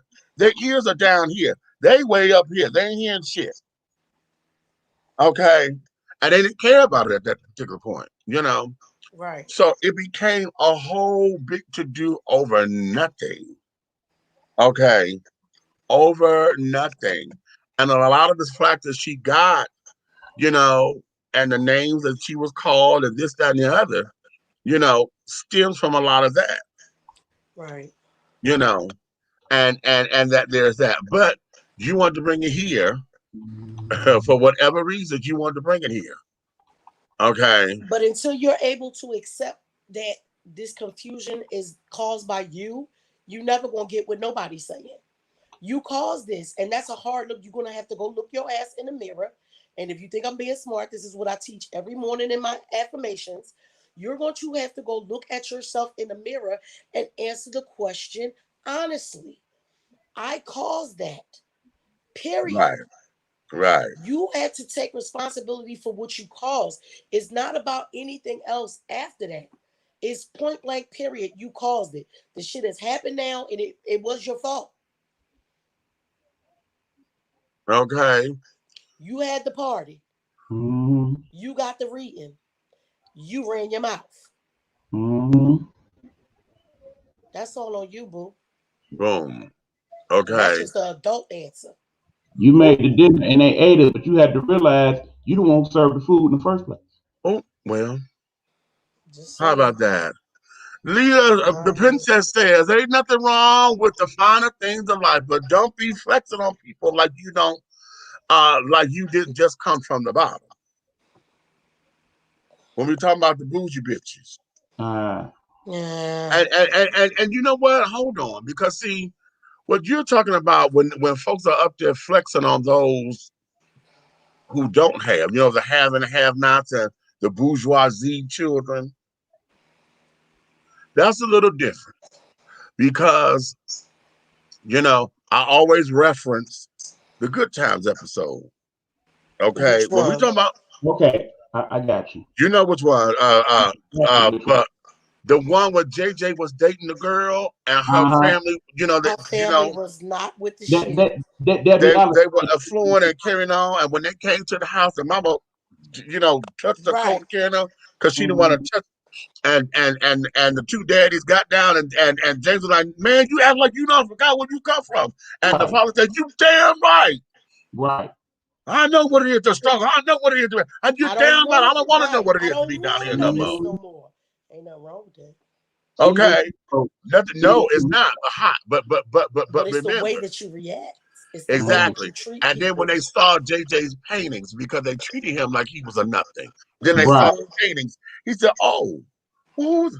He said, "No, that's my son." "Oh, well, these are beautiful. We pay." "Oh, no, you're not gonna pay for those because he ain't for sale. He ain't for sale like that. And not to you, he ain't. Not to you. No, you're not gonna treat him like he was a nothing. And now that you realize, now you see he has stuff. Now all of a sudden, no, nigga. You had before you got the fuck up out of here. Yeah, yeah, yeah.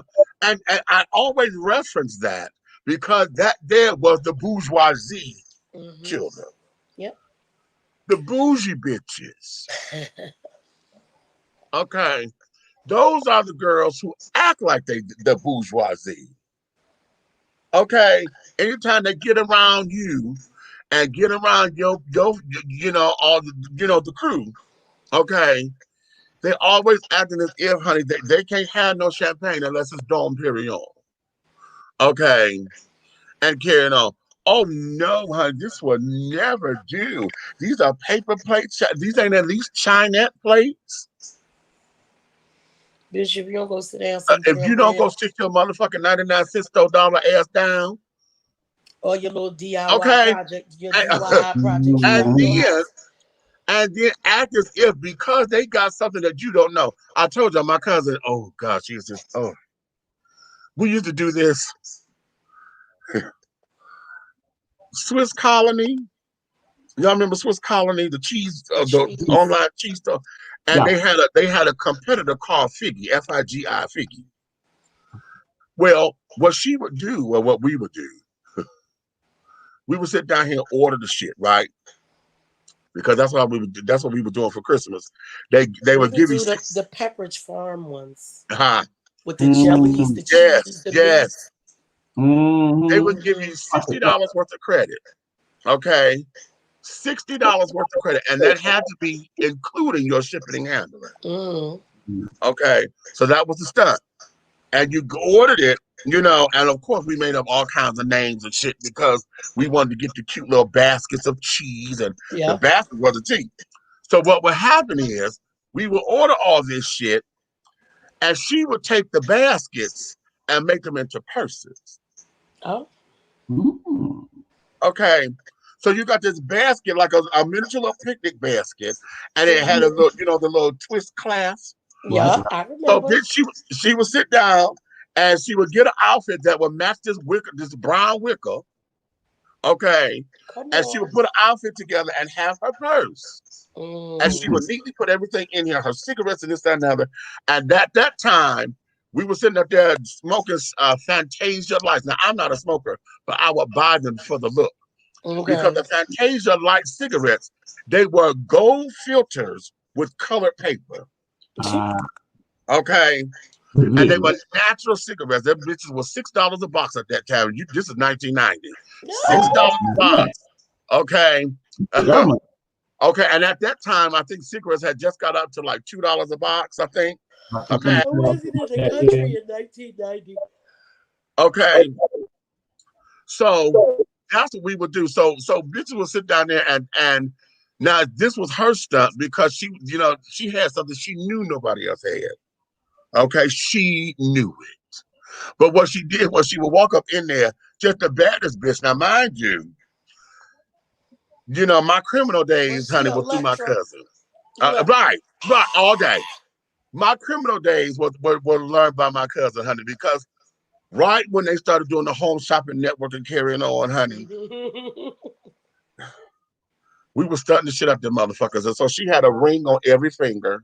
Okay. Sometimes, depending on the finger, she had two of them on the finger. So she, she done found it. She came from California with this fur coat. I mean, it was a leather black. We call it black diamond because they had a diamond cut patch in the back. Okay, and there's rich black faux fox collar, and was walking a minute with this motherfucking wicker basket purse. Number one stunner. Okay, right. So we set up in here, and her being trans, that there got her everything. The kids was living. Okay. So now that was a bougie moment, and I would have to say that she was one of the bougie girls from time to time. She would have her moments. My mom was like that. She didn't have her moments. She was just like that all the fucking time. Okay. That's why I ain't want to be But we know those bitches that sit down there and get all of that and act as if they got money coming out their damn nostrils. But then when you finally get over to see their place, they ain't got no goddamn furniture. Bitch, you on the bus, you talking all this cash money shit. You ain't got no car. You on the bus. You ain't got no furniture in your house. You barely got food, bitch, and you get food stamps. See, my Okay. mom was the other way. She had all the shit, but it's like, stop acting like you better than people. Okay, I right. never liked that. Hey, boo. I never liked that particular character trait of my mother. It's like, okay, you worked hard. You went to college. You graduated from college. You became a teacher. You still was a gangster's wife. Like, Right. so don't act like our roots didn't begin in the hood. Stop acting like you better than everybody. Okay, I remember you one know we time she always asked relate me for things my to kids. TVs and movies. Wait a minute. She asked me about my kids, and I think she had asked me. I think Keisha was younger, but she was like, you ain't gonna go get them no Gucci pocketbooks. I said, who? Well, you had a whole bunch of them by the time you was their age. Okay. And I'm not doing none of the shit that daddy used to do that would allow me to have that much money to be spending $600 or $700 on a pocketbook for these girls who don't even want. Like, I didn't even know back then that they was gay. They didn't want to carry no goddamn pocketbooks. And they damn sure wouldn't have gave a fuck if I gave them a Gucci pocketbook. I said, oh no. I'm not saying that, they get designer stuff and stuff like that for their feet and they clothes and stuff. But baby, that's not a requirement in this house. Okay. I tell my kids how to ball on a budget. Huh. When they first start working, cold first paycheck, call me what you want. I took my baby right to Rainbow and said, hey, you go to the clearance rack, find you a couple pairs of jeans, right?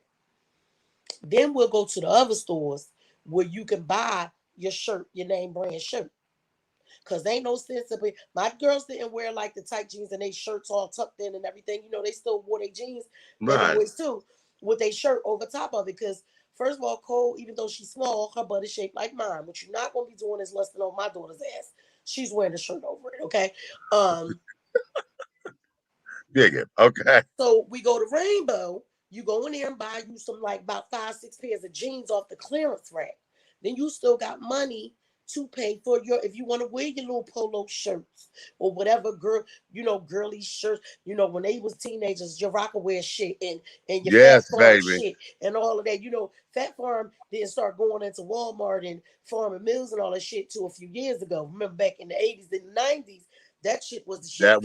That shit was for the early 2000s, 90s, and 2000s. Right. So I taught them how to still be able to get shit, but do it on a budget. I am not paying my bills so you motherfuckers could be fly to death. That ain't happening. Nope. And what I always explain to my kids, especially once they all started working, and I never told them they had to get no jobs. At 14, they all wanted to get their working papers. Because kids will do what they see, not what they hear. They see me working hard. Look at him. Look, Alabama. They do what they see, not what they hear. So they saw me working hard. So they wanted to work hard too. And once they started working, I told them, I get what you need. You get what you want. Right. So like I would put, come on, Em. Hey, boo, hey. Like, I hear that. I'm the boss. Like say for instance, when the kids got older, I would give everybody $100 for their sneakers, right? Cole, she balls on a budget. She go to the motherfucking outlets. She will go on Adidas, Nikes, Puma, Fila. She gonna go to the clearance rack and find a pair of sneakers for like $20, $25 and get 4 or 5 pairs of sneakers with the money I gave her. Keisha, on the other hand, she's a fucking Jordan head. Keisha gonna take $50 out of her money, put it towards the 100 that I gave her, and then go buy some Jordans. Right. You know what I'm saying? So I was not going to make my kids be label whores. This ain't what you're gonna do. This ain't what you're gonna do. Right. It's okay to have some designer stuff, but you gotta work for that shit. Right. Right. Honey, ain't nothing wrong with a clearance rack. It ain't nothing wrong with the outlets. We all remember Regine from In Living Single. Yes, right. That's like that's the person I'm picturing in my head as we having this discussion. Yeah. Wow. My mother came and said, Regina. Right. Okay. Regina. Who is Regina? Right. Okay. But yeah, the ones that flex on people but got food stamps are just dumb. You didn't make yourself better in any way, shape, or form. You just flexing just to be flexing. And indeed, completely. And Just it's like unnecessary. You said you go to their house, they ain't got no furniture, nothing. Let me tell you something. If you live in a motherfucking projects and you ain't got one of them jobs where they making you pay more than everybody else, and you only paying that little bit, bitch, you should have the flyest motherfucking house ever. Right. And I'm gonna tell you why. Because there's no sense for you to only have to pay $30 in rent, and you motherfucker got motherfucking milk cartons and shit that y'all sitting on. Number one. Number two, and you know how the fuck it is that you hustling, bitch. Right. My little sister, Keeb, went from living in the projects to owning. If I show y'all pictures of Keeb's house and all the fucking land she got around her motherfucking house, up there, up in, well, it ain't in Philly. She's like up past Reading, past wherever the fuck she at. When she first showed me her house a couple years ago, when they first closed on that house, which is her second house that she owns. Nice. Because she did this shit right. When she first showed me the picture, because she was showing it was winter and they showed the snow. She said, "Man, we got to get all this fucking snow moving." She sent me the picture. I said, "Whose school is that?" Not whose school. When I tell you, she worked so motherfucking hard to make sure she did everything right. All of her kids have cars. She's adopted one of her other nieces and shit like that. Right. Her house looked like a whole motherfucking middle school. Dang. Okay. Where the town had to tell her, she said there was too many motherfucking trees back there. She was like, bitch, I can't see back there. I got the people to come and tear all that shit down. She got a fine from the fucking town because they didn't tell her she wasn't allowed to cut them trees down. Wow. You know, because even when you own your house, there's certain shit that you got to the homeowners association and carrying on, which is bullshit to me. And I say all that to say, but when she was in the projects, she let that work for her. She saved and she built her credit and she did everything she was supposed to do to be able to say, "Oh, I'm getting that one because I deserve it." How about that? And she How about that? Motherfuckers on the planet and will give you the fucking shirt off her goddamn back. Right. But we always had that one, even in the hood, you always had that one boozy bitch. But here's the thing, because see, the question becomes, nowadays, honey, it's more than one. Nowadays, we've said this before about the whole fake it till you make it mentality, but now we got so many people who are trying to be reality show TV stars. I was ready to say that, Meech. Everybody think they got to live like reality TV stars, like music videos and shit. Y'all robbing Peter and Paul and John and Joseph to pay Mary. Right. How about that? Okay. Because you trying to think about what somebody else is worried about. Because remember, like I said, we all had one in our neighborhood. It was always a bougie bitch who thought she was better than. She didn't really have more than everybody else, but she had that way about her. I wasn't never really mad at that person. You know why? Because I looked at them as they want more. They want, and I thought, you know what? As long as they were real, I thought, as long as you understood that, because it's nothing to want more, right? Because that's aspiration. Okay. That you want to acquire this what's the song from Sweet Cherry? There's got to be something better than this. Okay. So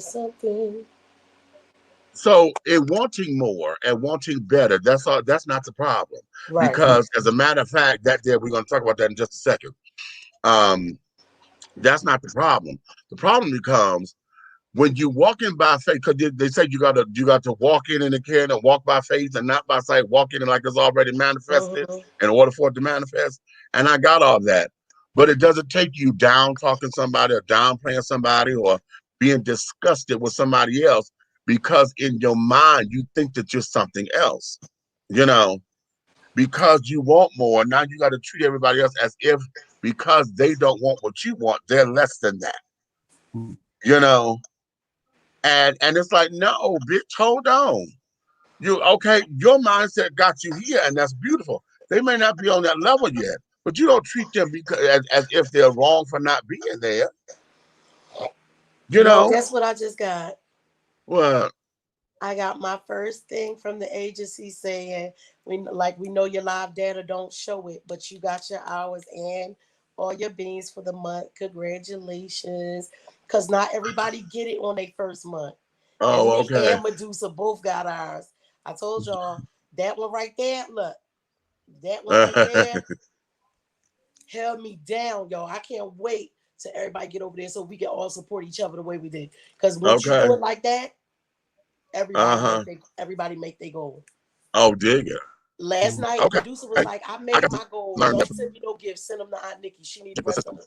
Now, let's go here because I said we want to talk about, I want to go into this. Okay. And that there is, let's play, let's have some fun. Okay. And let's dream the way that we've been dreaming. Remember how we were kids and we used to play the little game where I could touch, how many times I could touch my fingers around your wrist that was supposed to be how many kids you're supposed to have. Okay. And all that. Look, it was right. It's all 5 of them. And that's why I ain't got no kids right there. Okay. So, and remember, you know, I put in here, I'm like, let's dream. If you had the coin to have, live in, and to maintain the house of your dreams, what would it look like? And are you hip to designers? Would it be, you know, which designer would you have do your house? Or do you know any designers or don't know who to call on? You know, all of that.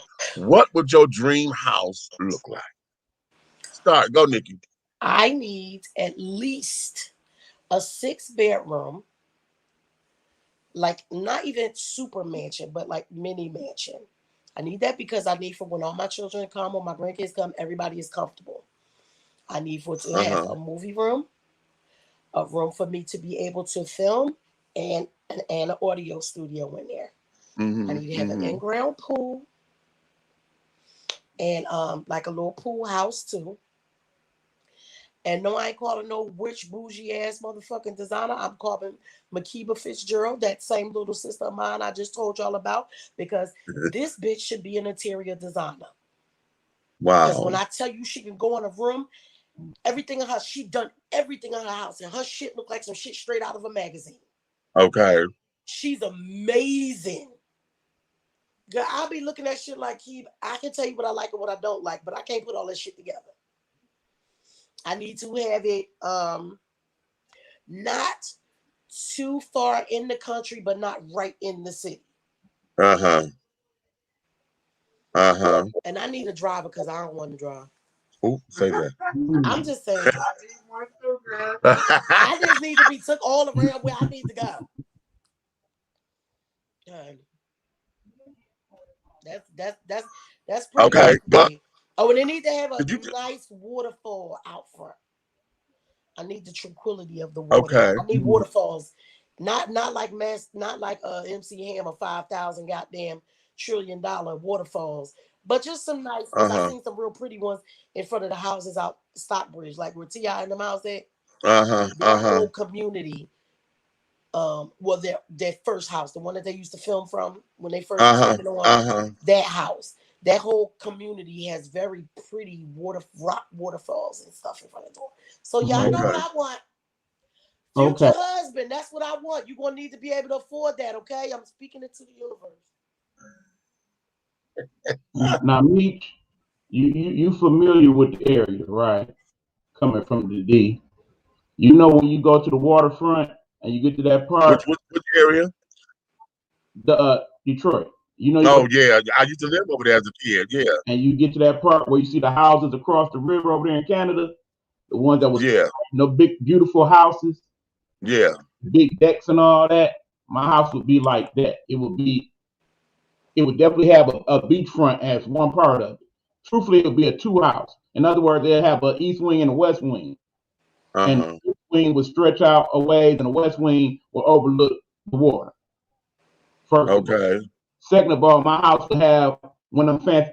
Wasn't it Dallas that the house itself had a name? The ranch had a name. Yeah. I forget what it is, but my house would have a name. It would be that fancy, like, oh yeah, we going to terra firma or what have you. Yeah, over there, it's a whole different society in and of itself. Okay. It's got its own sustainable water and solar power energy and all that good stuff. So basically, it would have basically everything that you would want in a household of the future. It would have a disaster area room deep in the basement, so in case some stupid shit jump off, that's what we going. Okay. It would have don't forget the gardens, because I need gardens at my house. Oh, yeah, you definitely gotta have a garden, nice, beautiful garden where we would get most of our fresh fruits and stuff from. Okay, but then the main thing, because I like my different devices and technology or whatnot, part of the house itself would be a technology hub in and of itself. It would have like satellite dishes and telescopes where you can look at the stuff, and you gonna have a bat cave, y'all. You basically could run the Nighthawk network from that area. Y'all think you gonna have a bat cave. Media screens and all that good stuff, and that would be the main room I would chill in during the day, so you can see what's going on, and I can kind of plot and plan stuff out that way. I was gonna say, E, you gonna be the big guy in the sky? Yeah. Oh, okay. But then on the west wing of the house, that's where all the more of the actual household would be. That's where the master bedroom would be, overlooking the water, of course. And that's where the main dining room area would be. And me knowing that I love to cook, I'm still gonna cook for myself. So it gotta be a bomb ass cooking area. Yeah, I definitely have to have a fly-ass kitchen. Okay. My kitchen has to be pantries and restaurant looking. I need my shit. Ooh. And basically, it'll be at least 3 people on duty. One, you just in charge of my kitchen stuff.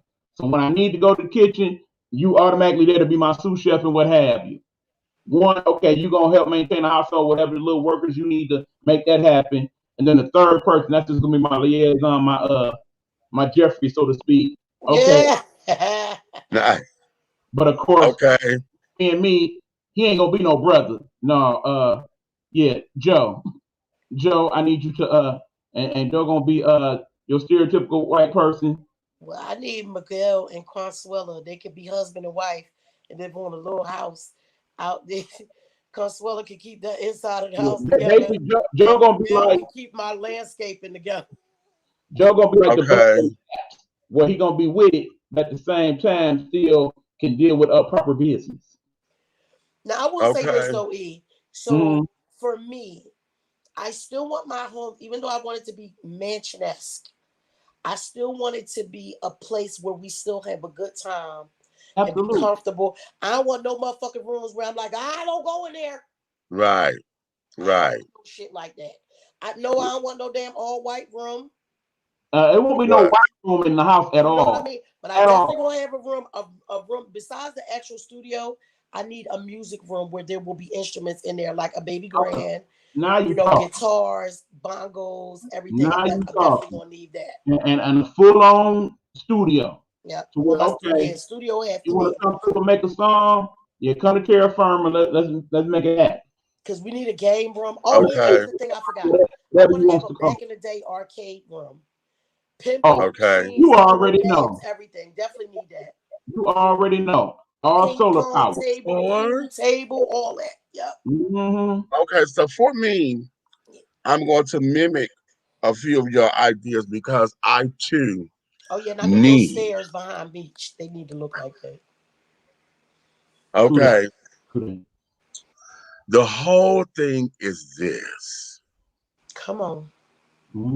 Paint the picture. I need for y'all, you referenced Dallas. And the whole thing of it is I've always seen myself. Okay. And my house, the grand house, would be mine. My mother wants the east wing, so mama would be living with me. My siblings will have houses on the property. Remember We're I said that together, before? but I not love my together. siblings for my kids. I want to have smaller houses for the kids. Yeah, so we're together, but not together, so that they can See have you on their Sunday. own lives. We See gotta have y'all a on guest. Sunday. A Look, guest. see you Right. on Sunday. You know. Now what I need to have a grand foyer. Nice. Okay. I have to have a grand foyer because for too long, you know how when I come from a place, or I truly believe in, when you show up, honey, you have to be prepared to enter the house. Right. You know what I'm saying? I adore that. Okay, when you have them, okay, or the parlor, just wait right here and I'll go get the master of the house or the mistress. Because, I need a grand foyer. Okay. And in that foyer, honey, it's everything that will make you coming into comfort. We have I have the tabletop water fountains that are, not, and I like the ones that you get from Family Dollar, but I need them on a bigger scale, to where folks can sit down and they can meditate. And I want them to play music. I want meditative music to come, from Always those. playing in that area. Surround Right sound. that's playing right there in that area. We Or gonna it could come from the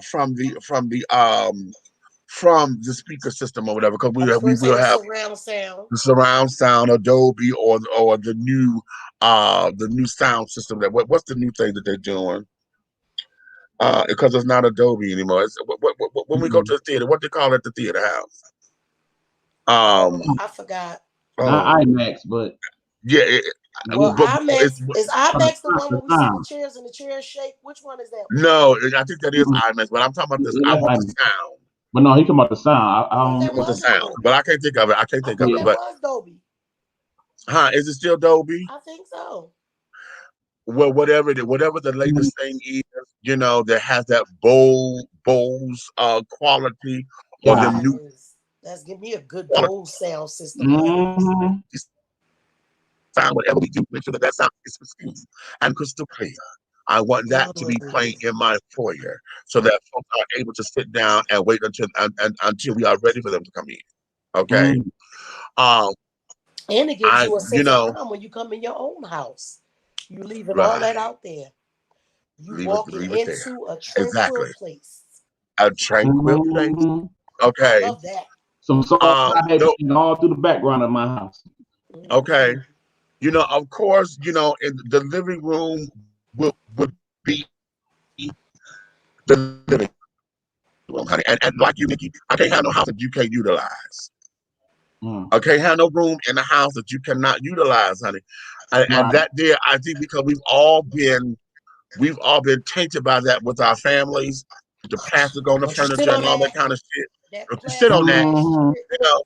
and Right. carrying on because you're trying to preserve it. What the fuck did Don't you you open buy my it for? china Honey? closet. Right. Right. Don't go in Okay, there I and- need for y'all. Listen, and I get that from Luther. When Luther was on Oprah, gave a tour of his house, and he said, "Oh, this is the everyday crystal." And he said, "Oh, this is the everyday crystal." Now that's something I always want, Crystal. And that's a military wife thing. It's something about when you become a military wife, for some reason, that's just your shit to collect crystal.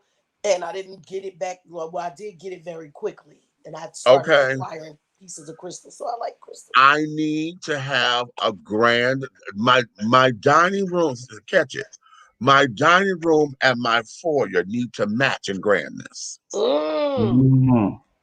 Okay. And the reason why but I still want to be able to eat in it.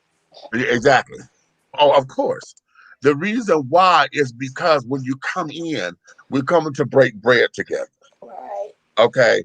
And we're coming to have a meal. So it has to have the opposite to let you know, honey, this is a special occasion. And because we're coming together in this room, honey, I need you to know your importance. Okay. You are worthy at this table. And everything here, honey, we're all together here.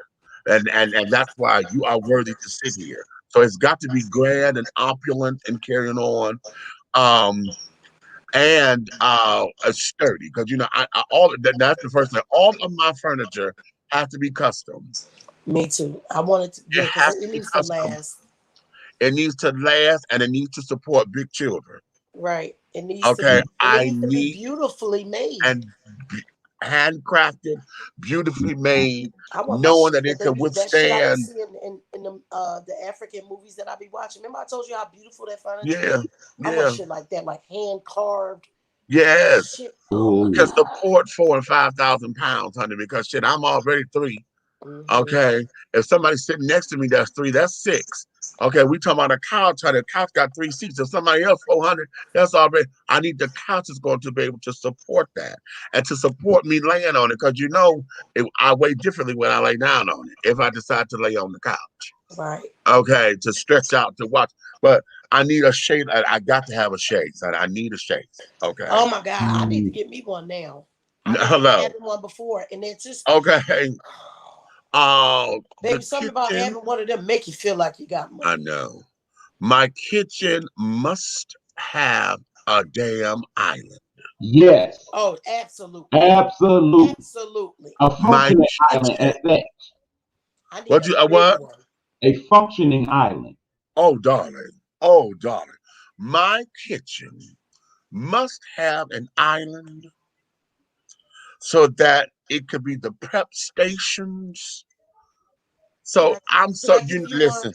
Can I give you something that we had when I was little in my dad's house? I told y'all my dad's house was in the spread of Better Homes and Gardens. The cutting board was made into the counter.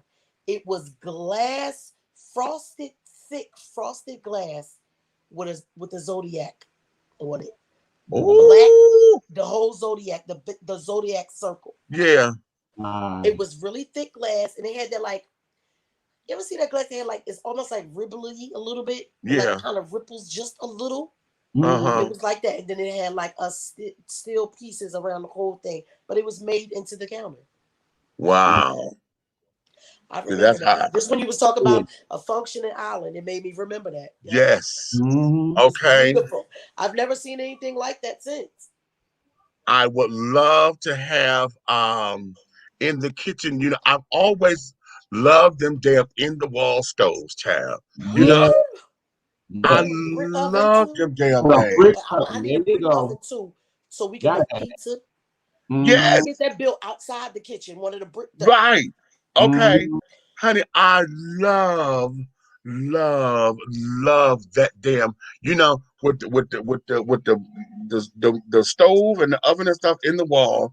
You got you got the built-in microwave or the broke top of it. You know, and things of that nature. You know, I want each compartment to have its own space. Yes. You know, and to say that this is a luxury kitchen. I need mine to look like a restaurant. The kitchen needs to look like a restaurant. You know, I need the big motherfucking. I want the big deep fries. I want all the big, you know, appliances and stuff. Okay. The convection oven, so that when we bake, the shit is coming out perfect. Right. I got the little air fryer ovens now. Imagine having a built-in one in the wall. That's a gigantic air fryer oven. Oh. Yes, I need a rotisserie built in there. Exactly. Okay, I want, and of course the latest in nonstick cookware and all that kind of stuff, honey. You know, I need the top of the line. I want my cast iron skillet. Look, did you find my damn bucket yet? No. I was thinking about that when you said the coffee pot wasn't working. Okay. Look around. There's a coffee pot in my bin somewhere around there. And I'm like, okay, there was that. Y'all, you forgot something. What? Make sure your house has the water purification system. Oh, we don't want no hard water. How about that? Oh my God! Did you know what? Listen, because that's got to be in my bathroom. That's what I'm saying. My dad. Did you understand what that is? Imagine. My dad's and to take a bath at home was totally different. Imagine having one of those rain shower heads. Yes. Don't do me. Yes. With that soft water coming out of there. I want the one that got the jets at the top and on the. That's what I want. All the way around. Right. And then you can program The music. Don't forget my whirlpool tub, honey, because I need the whirlpool tub because we get Alexa old. play. And then the light goes on with what you playing while you in the shower. Listen, that playlist, the shower playlist will always be together. Okay, because that would be the playlist that is strictly for being in the shower. Yes. You know what I'm saying? Different for the shower in the tub. Yes. Oh God, yes. Because that's a different situation. That's a whole different vibe. That's the jacuzzi type tub on the other side of the bathroom. You have to have a jacuzzi. When I'm in the tub, I need my jazz and my blues. You have to have a jacuzzi Yes. for your tub because you have to have the jets. We old. I was just going to say that. You have to have the jets for the calming and the relaxation and things of the body. I need to be pampered. See, the whole idea when I create this bathroom is the idea of going up in here knowing that when I come in here, this is going to be an experience. Yes. You understand? Now, catch this. The master bathroom, mine, is going to have the jacuzzi. Yes, of course. And the shower. The shower that I want. The shower that I want is the one from Mommy Dearest. Oh. Mommy Dearest, honey, when she got in that motherfucking shower, honey, and when her and the lawyer were on good terms, and she opened up that shower door, honey, told me to come in with her, and all the jets was coming from every motherfucking where. That's what I'm talking about. She had like 10 jets all the sides, all the way around, and all of that. Okay, the jets on the side are going to be, the force, but that rain is that rain. Oh my God! Oh, and see, for me, I need them to all be able to be adjusted for each. They can't all be on one. Right. Because I know sometimes I might have my weave and shit, so I don't want that one from the top. I might want the ones that just come around my body all the way around. That waterfall one. But baby, if I got some braids in this motherfucker and I'm trying to be cute. Right. Okay. Rain also down on me. That's exactly what I was saying. And now see, and that's where I am with that, because y'all know I teach folks. The bathroom is the only room in the house that is totally a private area. Right. You know what I'm saying? When you go into the bathroom, honey, and shut the door, that is only you and God. My bathroom gonna be separated too, because I'm gonna have a bidet as well. Exactly. But I want them in a room, like if you come in there first or whatever, it's also you'll go in there, but then there'll be another door to where the tub and the shower is. You know what I'm saying? So that with plenty of ventilation, because sometimes exactly. I like that. And I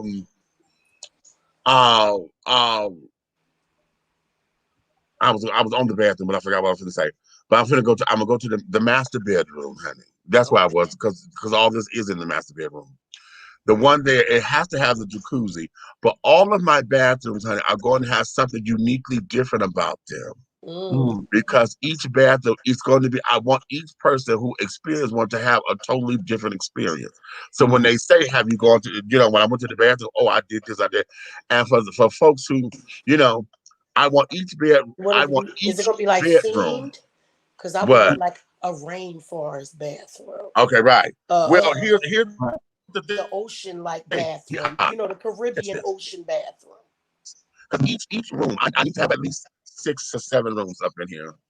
But each bathroom is going to reflect the room, because all of the bedrooms are going to have a different theme. Right.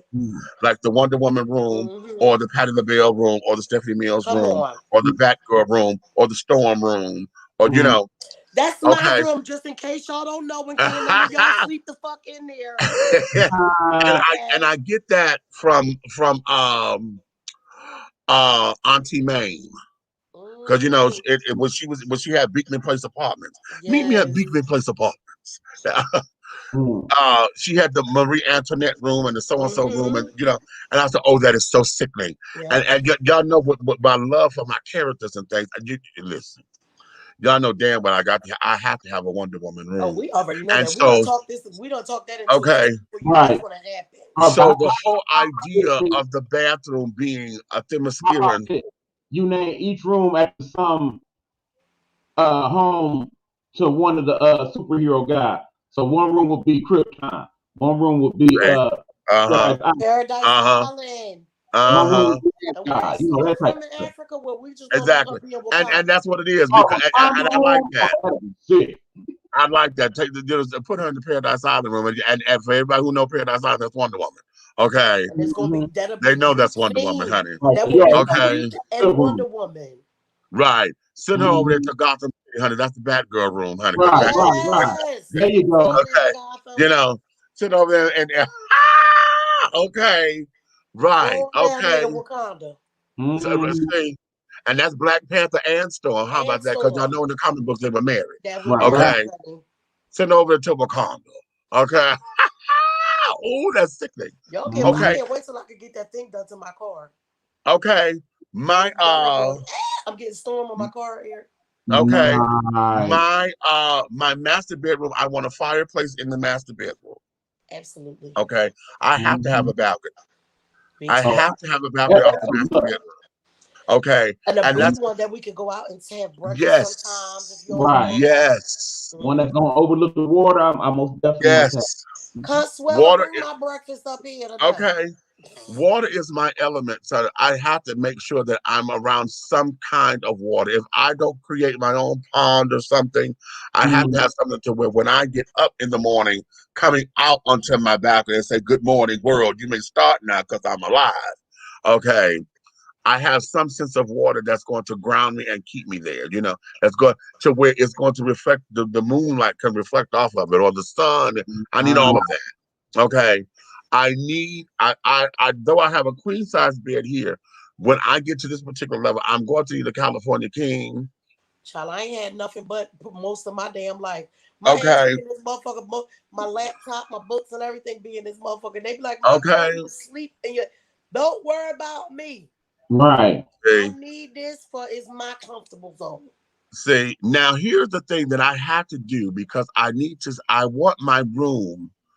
The master bedroom has to be almost like a one bedroom house. And the reason why is because I want the bed area to be separate from where I watch television. I want to get away from having a TV in the room. Right. But I know that there are times where I want to entertain with the television. I may be watching porn or something. Yeah, I said it. Got it. Okay. You might have one of them things at the end of the bed with a screen projector. Exactly. And that's what I don't want to be trying to find the remote.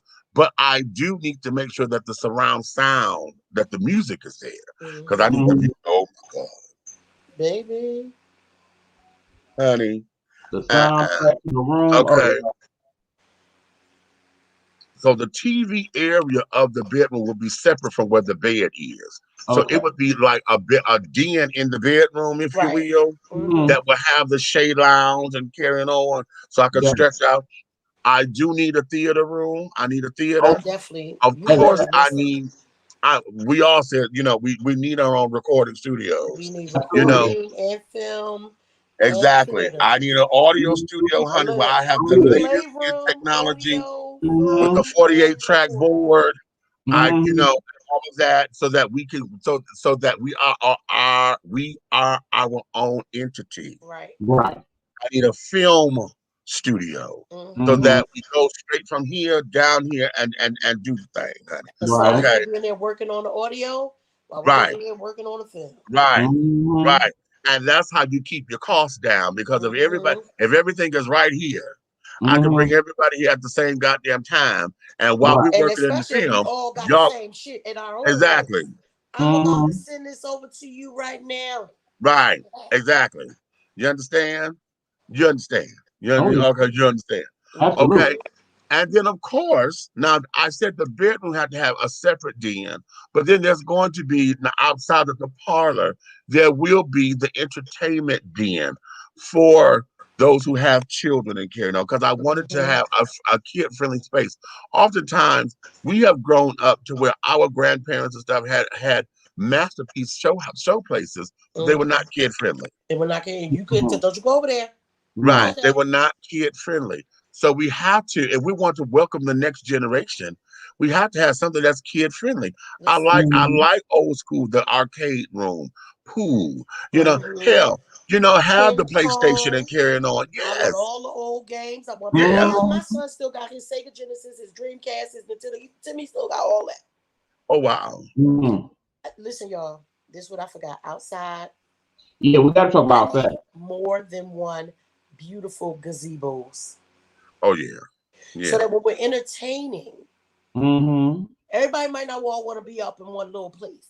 But if we have a beautifully big place, about 4 to 6, all over the property. So when we're entertaining, they have the bug free, Right. They have one made with the screens and stuff. So we can keep the clothes, keep the bug free, but it's still enough room for everybody not to be all over top of each other. You know what I'm saying? I need those. I need gazebos. I need more than one. Each wing out in the west wing, that'd be two So that when entirely people different come areas. swimming and whatnot, they have a place to change, fresh Right. towels. You change clothes, whatever. It'll be a laundry room in there too, because if you need to wash clothes, because they don't got wet, as soon as you Cause I got wet, somebody threw your ass in the put pool. it right in the washing machine. Don't you track your ass in my house with that shit. Exactly. And yeah, now, do I want a pool? I definitely do. And I've been thinking about that. If I do, I don't want it to be an Olympic sized pool. I think what I want is something just enough, because most folks ain't gonna swim. They just want to get in the pool to get in it. Y'all know I got grandchildren. They like to swim. Right. So, and see, for grandchildren, and that's just that, the diving board, all that, because my grandpapa had to us. It was a right. board on one side, and and the diving board on the other side. So that I can live with or without. That's not necessarily a must, but an outdoor whirlpool is. Oh yeah. Yeah, definitely need that. An outdoor whirlpool is, because it ain't nothing like, especially if you are from a climate where you get snow. Let me tell y'all something, honey. I was up in Michigan, baby. We were up in were we in Grand Rapids? No, not Grand Rapids. Where were we? Where in the hell were we? God damn it. No, we were in Pontiac. We were in fucking Pontiac. And one of my associates, honey, they had a jacuzzi. Okay, they had a jacuzzi. I mean, a big outdoor jacuzzi. It was like umpteen degrees outside, cold. Still got in though, didn't y'all? But because it was heated. And to get in that motherfucking damn jacuzzi, baby, outside with the snow and things, and was warm, and you sit up there blowing, and you see your brother, but you were comfortable and having a cocktail. Baby, that was absolutely everything. I bet. I said, oh, darling. And then, of course, when the jets, you hit the jets periodically, honey, to keep the water warm. That was absolutely everything. I said, oh, yeah, we have to do this. We have to do this. So I had sat out there all night and didn't even realize that the sun was coming up. Bitch, I didn't fall asleep in it, but I was out there all night and hadn't realized it. It had been so much fun. Wow. Yeah, I didn't realize it. Just relaxing. Yeah, of course, on the ground. Now here's where this is, and I saw this on a home improvement show. And I don't care where we are, this is going to be, because now everybody getting snow and ice. I want my walk and my drive to be heated. And what they did it with hydroponics. They did it with water. The water would get hot, and it would run through the pipe, through the plumbing, and it would up the sidewalk, so it would melt the snow and the ice. So your walk and your drive stayed together. Wow. Okay. My house gonna be solar power. All that'll work out into I was going to say the solar panels and solar heat. Oh, yeah. Darling, yes. Okay, so I know I want that. And I got to have a library and things. Of course, my office is going to be lovely. Oh my God! And all of that, because the office has to be, like I say, my home.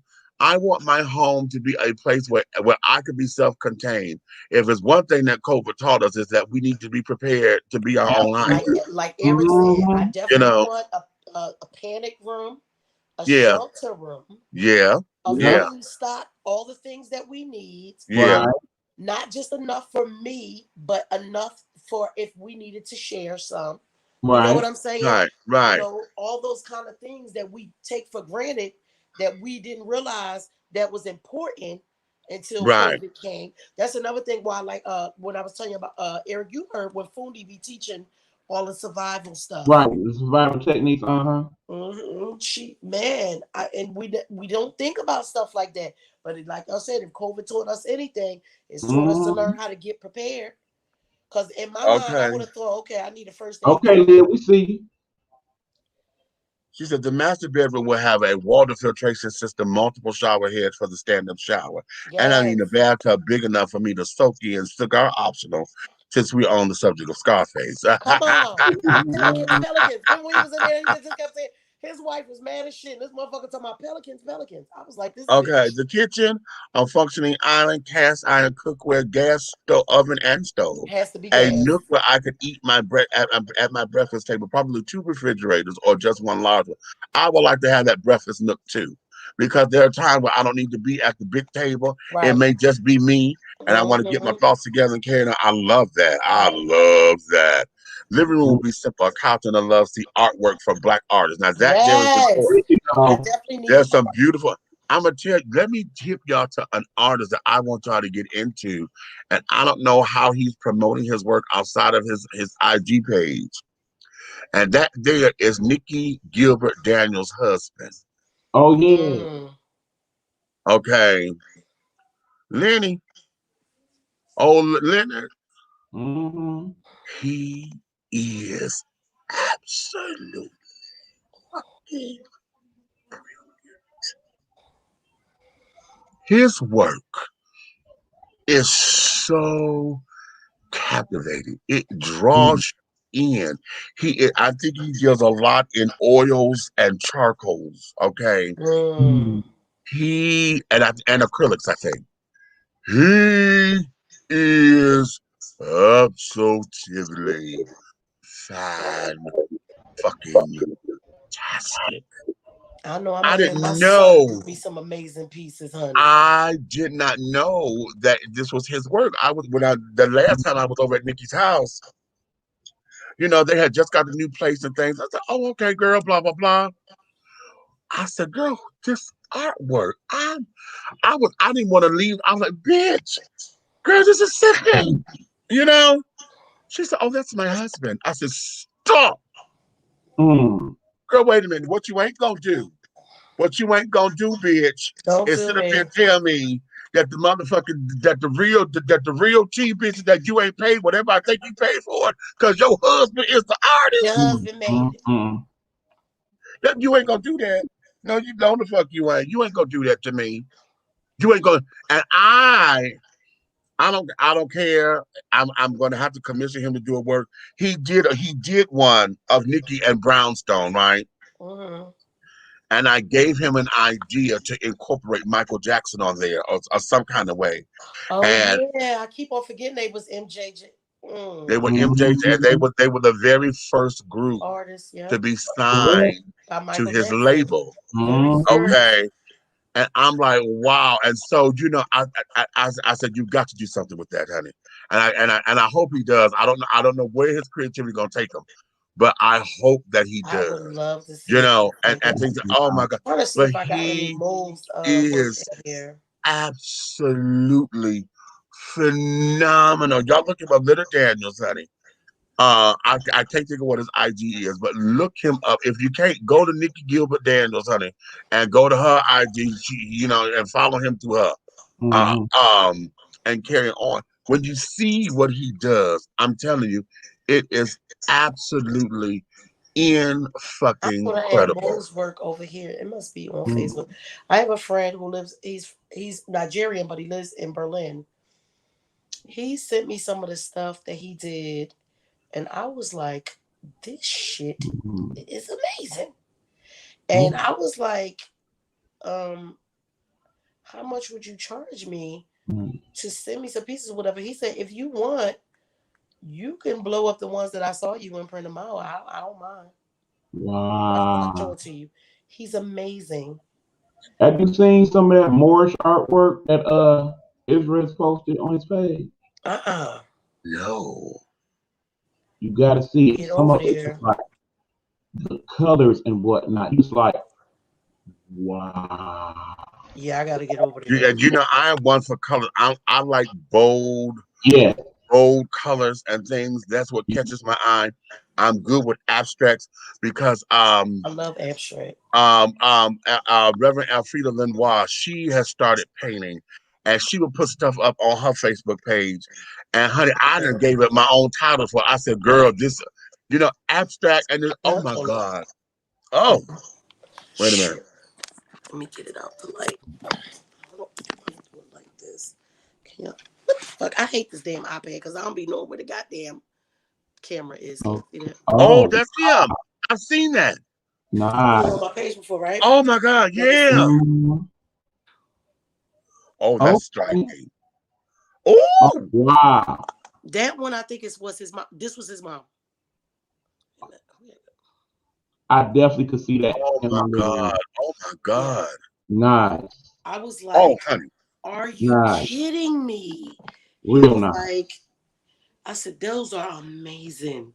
You know that's one of the two challenges I really truly wish I had. Listen, but it I makes don't sense. know I where the do fuck have my an inkling of kids, knowing to how do. my kids got to do art because If I could really truly sing and paint like that, you can tell me nothing. I know that. Look, I know the music came from me, but I don't know where my sons got the artwork from. Like they can really, man, it's incredible when people, the talent, man, people that can draw and paint and stuff. Yes. It's so That beautiful. is truly It is. Let's see. I remember one of the things that Timmy had did for me when he was a kid. It was just too cute. And people was like, who drew that? And I'm like, my son. They're like, huh? Okay. Look at this one. Oh my God. Oh my. Who did that? That's one of the more artwork. No, he go on right here. Off Israel's page? Mm-hmm. Oh, I like that. Oh, I like that. Oh my God. Oh my. Oh my. Okay, well, she said I would definitely have an impenetrable security system. Well, y'all see that? Wait a minute. Wait. Oh my God. Yeah. That's love. That's love. Yeah. Wait a minute. Where is it at? That damn light. I don't know what the fuck. Oh, wait a minute. Can y'all see her? Where is she? Nope. That damn just light. the light. Okay. Wow. Damn. Let's see. That's some art gallery stuff right there. And right. Right. Because see, we have to have stuff that I don't want print to carry on because you know, right. I love walk. I love walk, and I have a walk piece over here. Y'all see that? Oh wow. Yeah. Timmy did that when he was about 11. No way. Stop. Wow. Wow. My son had stuff. He had artwork hanging up in the school board for like 12 weeks. In Philly, there's a place. It's called, the actual name of it is the address, but it's the actual name of it. I don't know if Tracy's in here right now. Tracy will tell you. It's called 1234 Market. So they have like our old trolley cars in that building and stuff like that. And Timmy's first piece of artwork that he made that was purchased, I bought it. He was like, Mom, you wasn't supposed to buy it. I said, the fuck if I wasn't? You my damn child. I think he was like 9. And he did an African tiger on kente cloth. Okay. And now, because all that stuff happened with my uncle when my mom died, I'll probably never see it again because I let her keep it. Okay. Yeah, go back to that last comment, me. Oh, was you talking about the impenetrable security system? Yeah, I like Wired in the house, cameras, and alarms loud enough to wake the dead. Yes, God. If the alarm get triggered, it automatically shuts down the compound. Yeah. Where boom, boom, boom, boom, boom, boom, boom, boom. The gates is coming down, honey. It's gonna be Lock. me and you up in this motherfucker. If you in here, You know, That's it's it. a private road that leads to the property. So if the compound gets shut down, you ain't gonna have access to the private road. You it's stuck. gonna be like, hey, y'all remember the old commercial? It'd be like the Roach Motel. You gonna check in, but bitch, you ain't checking You the can't fuck check out. out. Okay. Unless But you in I the box. think the interior design and some of the exterior will have some Moorish influences as well as some Egyptian and Asian influences. Yeah. There was an old man up in Pittsburgh that I remember from a long time ago whose house had entirely designed just like that. Okay. Nice. Wow. Oh yeah. Now you know what? Speaking of that, let's say as far as the design and stuff, I am very classic. I'm classic yet opulent at the same time. And what are some of my favorite? Because I like some of that French architecture. I'm real big on columns and all that I kind was of. going to say, I love the Greek, I was that's what I was just gonna say. That whole Greek and Athens more Greek, looking. more Greek than Rome. Even though Yeah. Rome is cute, but Greek was more opulent than Rome to me. Right. For me, it would be more like Greek and Egyptian. Yeah. Oh yeah. Yeah. Oh, I can see. Oh my. Oh, honey, yes. Oh, okay. That's sickening. Oh my God. Okay. And then to have, of course, your servants and things, and well, I'm gonna call them our servers, honey, because our plethora of service, okay, and servitude and all of that, and they have to be, they will be vetted. All of them will have a non-disclosure agreement, bitch, and that will exist, honey, 50 years until after you have left. Well, go on in this house, stay in this house. 50 years after I have died. So if you want to write the memoirs, bitch, you will be at everything, honey. I don't care how long you've been with me. Okay, if you move on or whatever, you are solidly bound, honey, until 50 years after I'm dead. And you know where I get that from? I get that from Jackie O. Oh, come on. Whatever Jackie happened O has sealed all them records and said our bitch can't open shit until 50 years after her death. Huh? Look, how about that? On that note, see, because by that time, honey, it won't be nobody around who really give a fuck. Right. Right. Our great kids gonna be like, Grandma was a freak. Right. Okay. And that thing. Right. So Grandma was a hoe. Grandma see? was creeping. So yeah. Daddy, so who is Marilyn Monroe? right. That part. You gonna have the refrigerated nightstand, Meech? Oh, say that. You gotta for me, y'all know I may have to have a your peanut water butter, cooler in right? my room. I may have to have a water cooler in my room because y'all know how much water I drink. Right. That's cute. A water cooler in the room. I have to have a water cooler in my room. And things, And the thing that make the hospital ice. Okay. Nice. Yes, honey. Yes. Y'all, that could be y'all homework. Not Leah, because she already did it in the comments. But think about what your dream house and everything will be. That is a good homework. Okay. Of course it is, honey. If you can have it, live in it, and maintain it, the coin to do all three things. Right. What would it look like? Okay. What would it look like? And make a vision board. Make it happen. Yeah. Okay. Well, you know what? I want us to have a vision board party. I really do. Yeah. Because I haven't made one at all. I've always had the ideas in my head. And I remember when I was a kid. I don't be wanting to buy magazines and shit. That's what it is. That's why I got why you think I'm a pack rat for paper? I got all these goddamn magazines and shit. Because I was supposed to be in the plan. Because I got about 3-4 boards around here somewhere that I ain't did because I don't want to buy magazines. I missed that part, Leah. Hold on. Yeah, I don't remember that one coming through. Right through here. Who ain't one? I don't remember that one coming up in here. Hold on, let me go up. Oh, okay.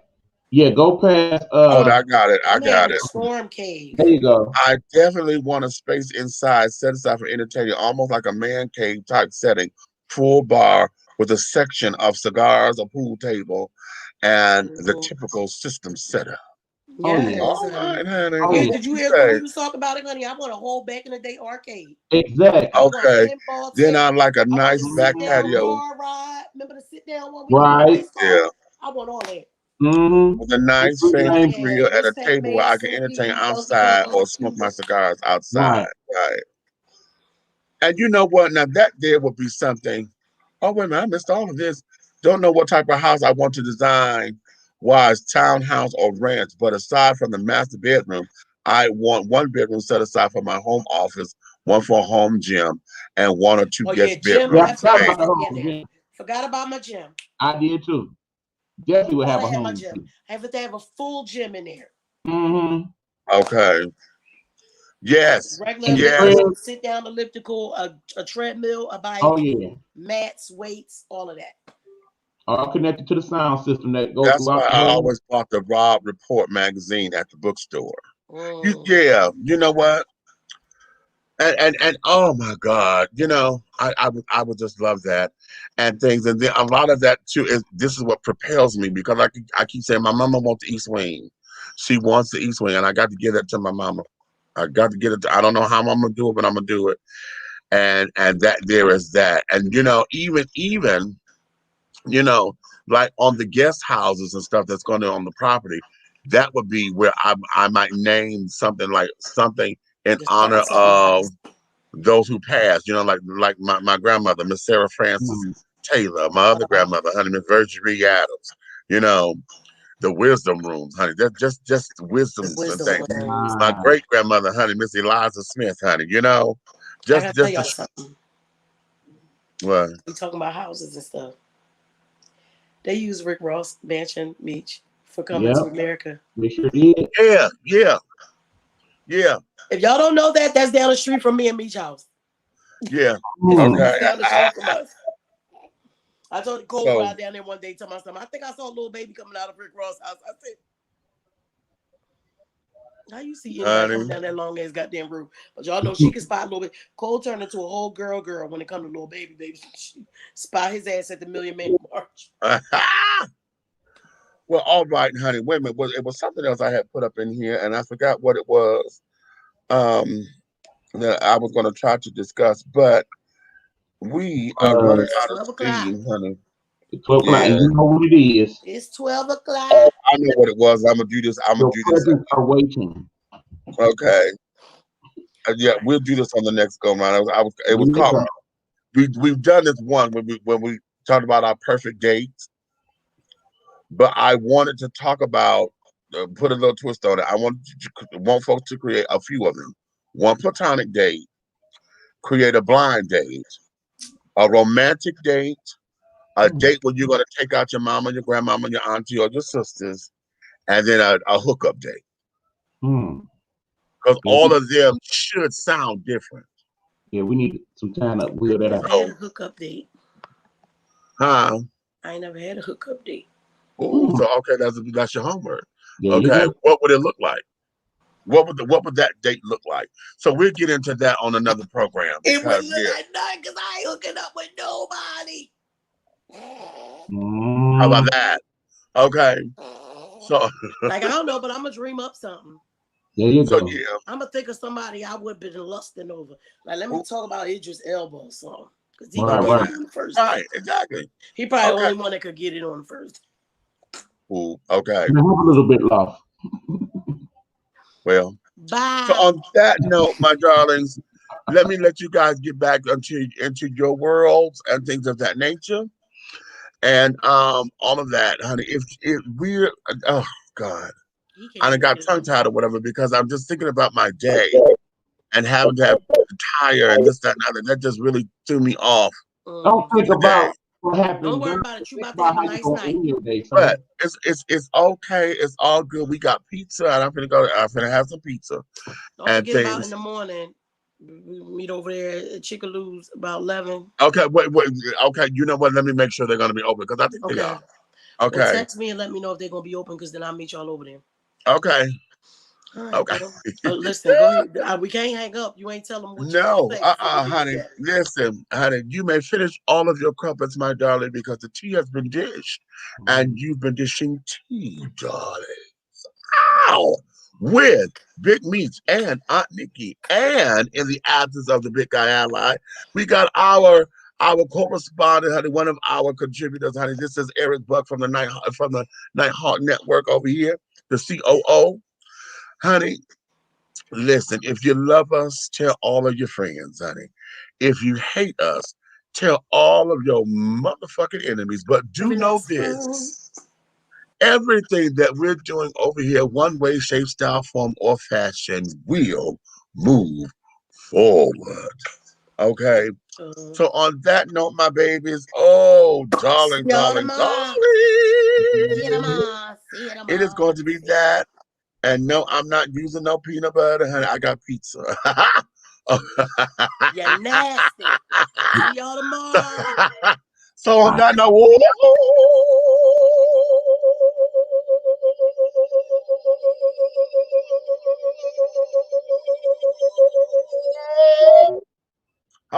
and scene.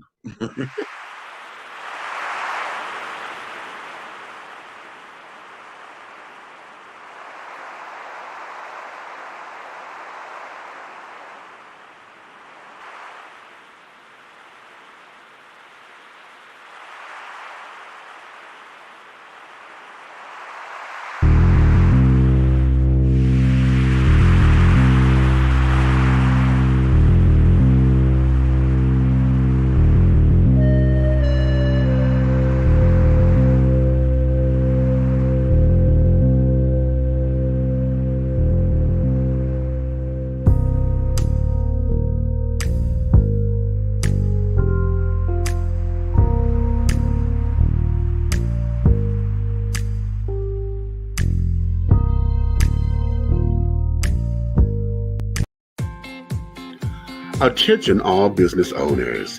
Use your advertising dollars here. Look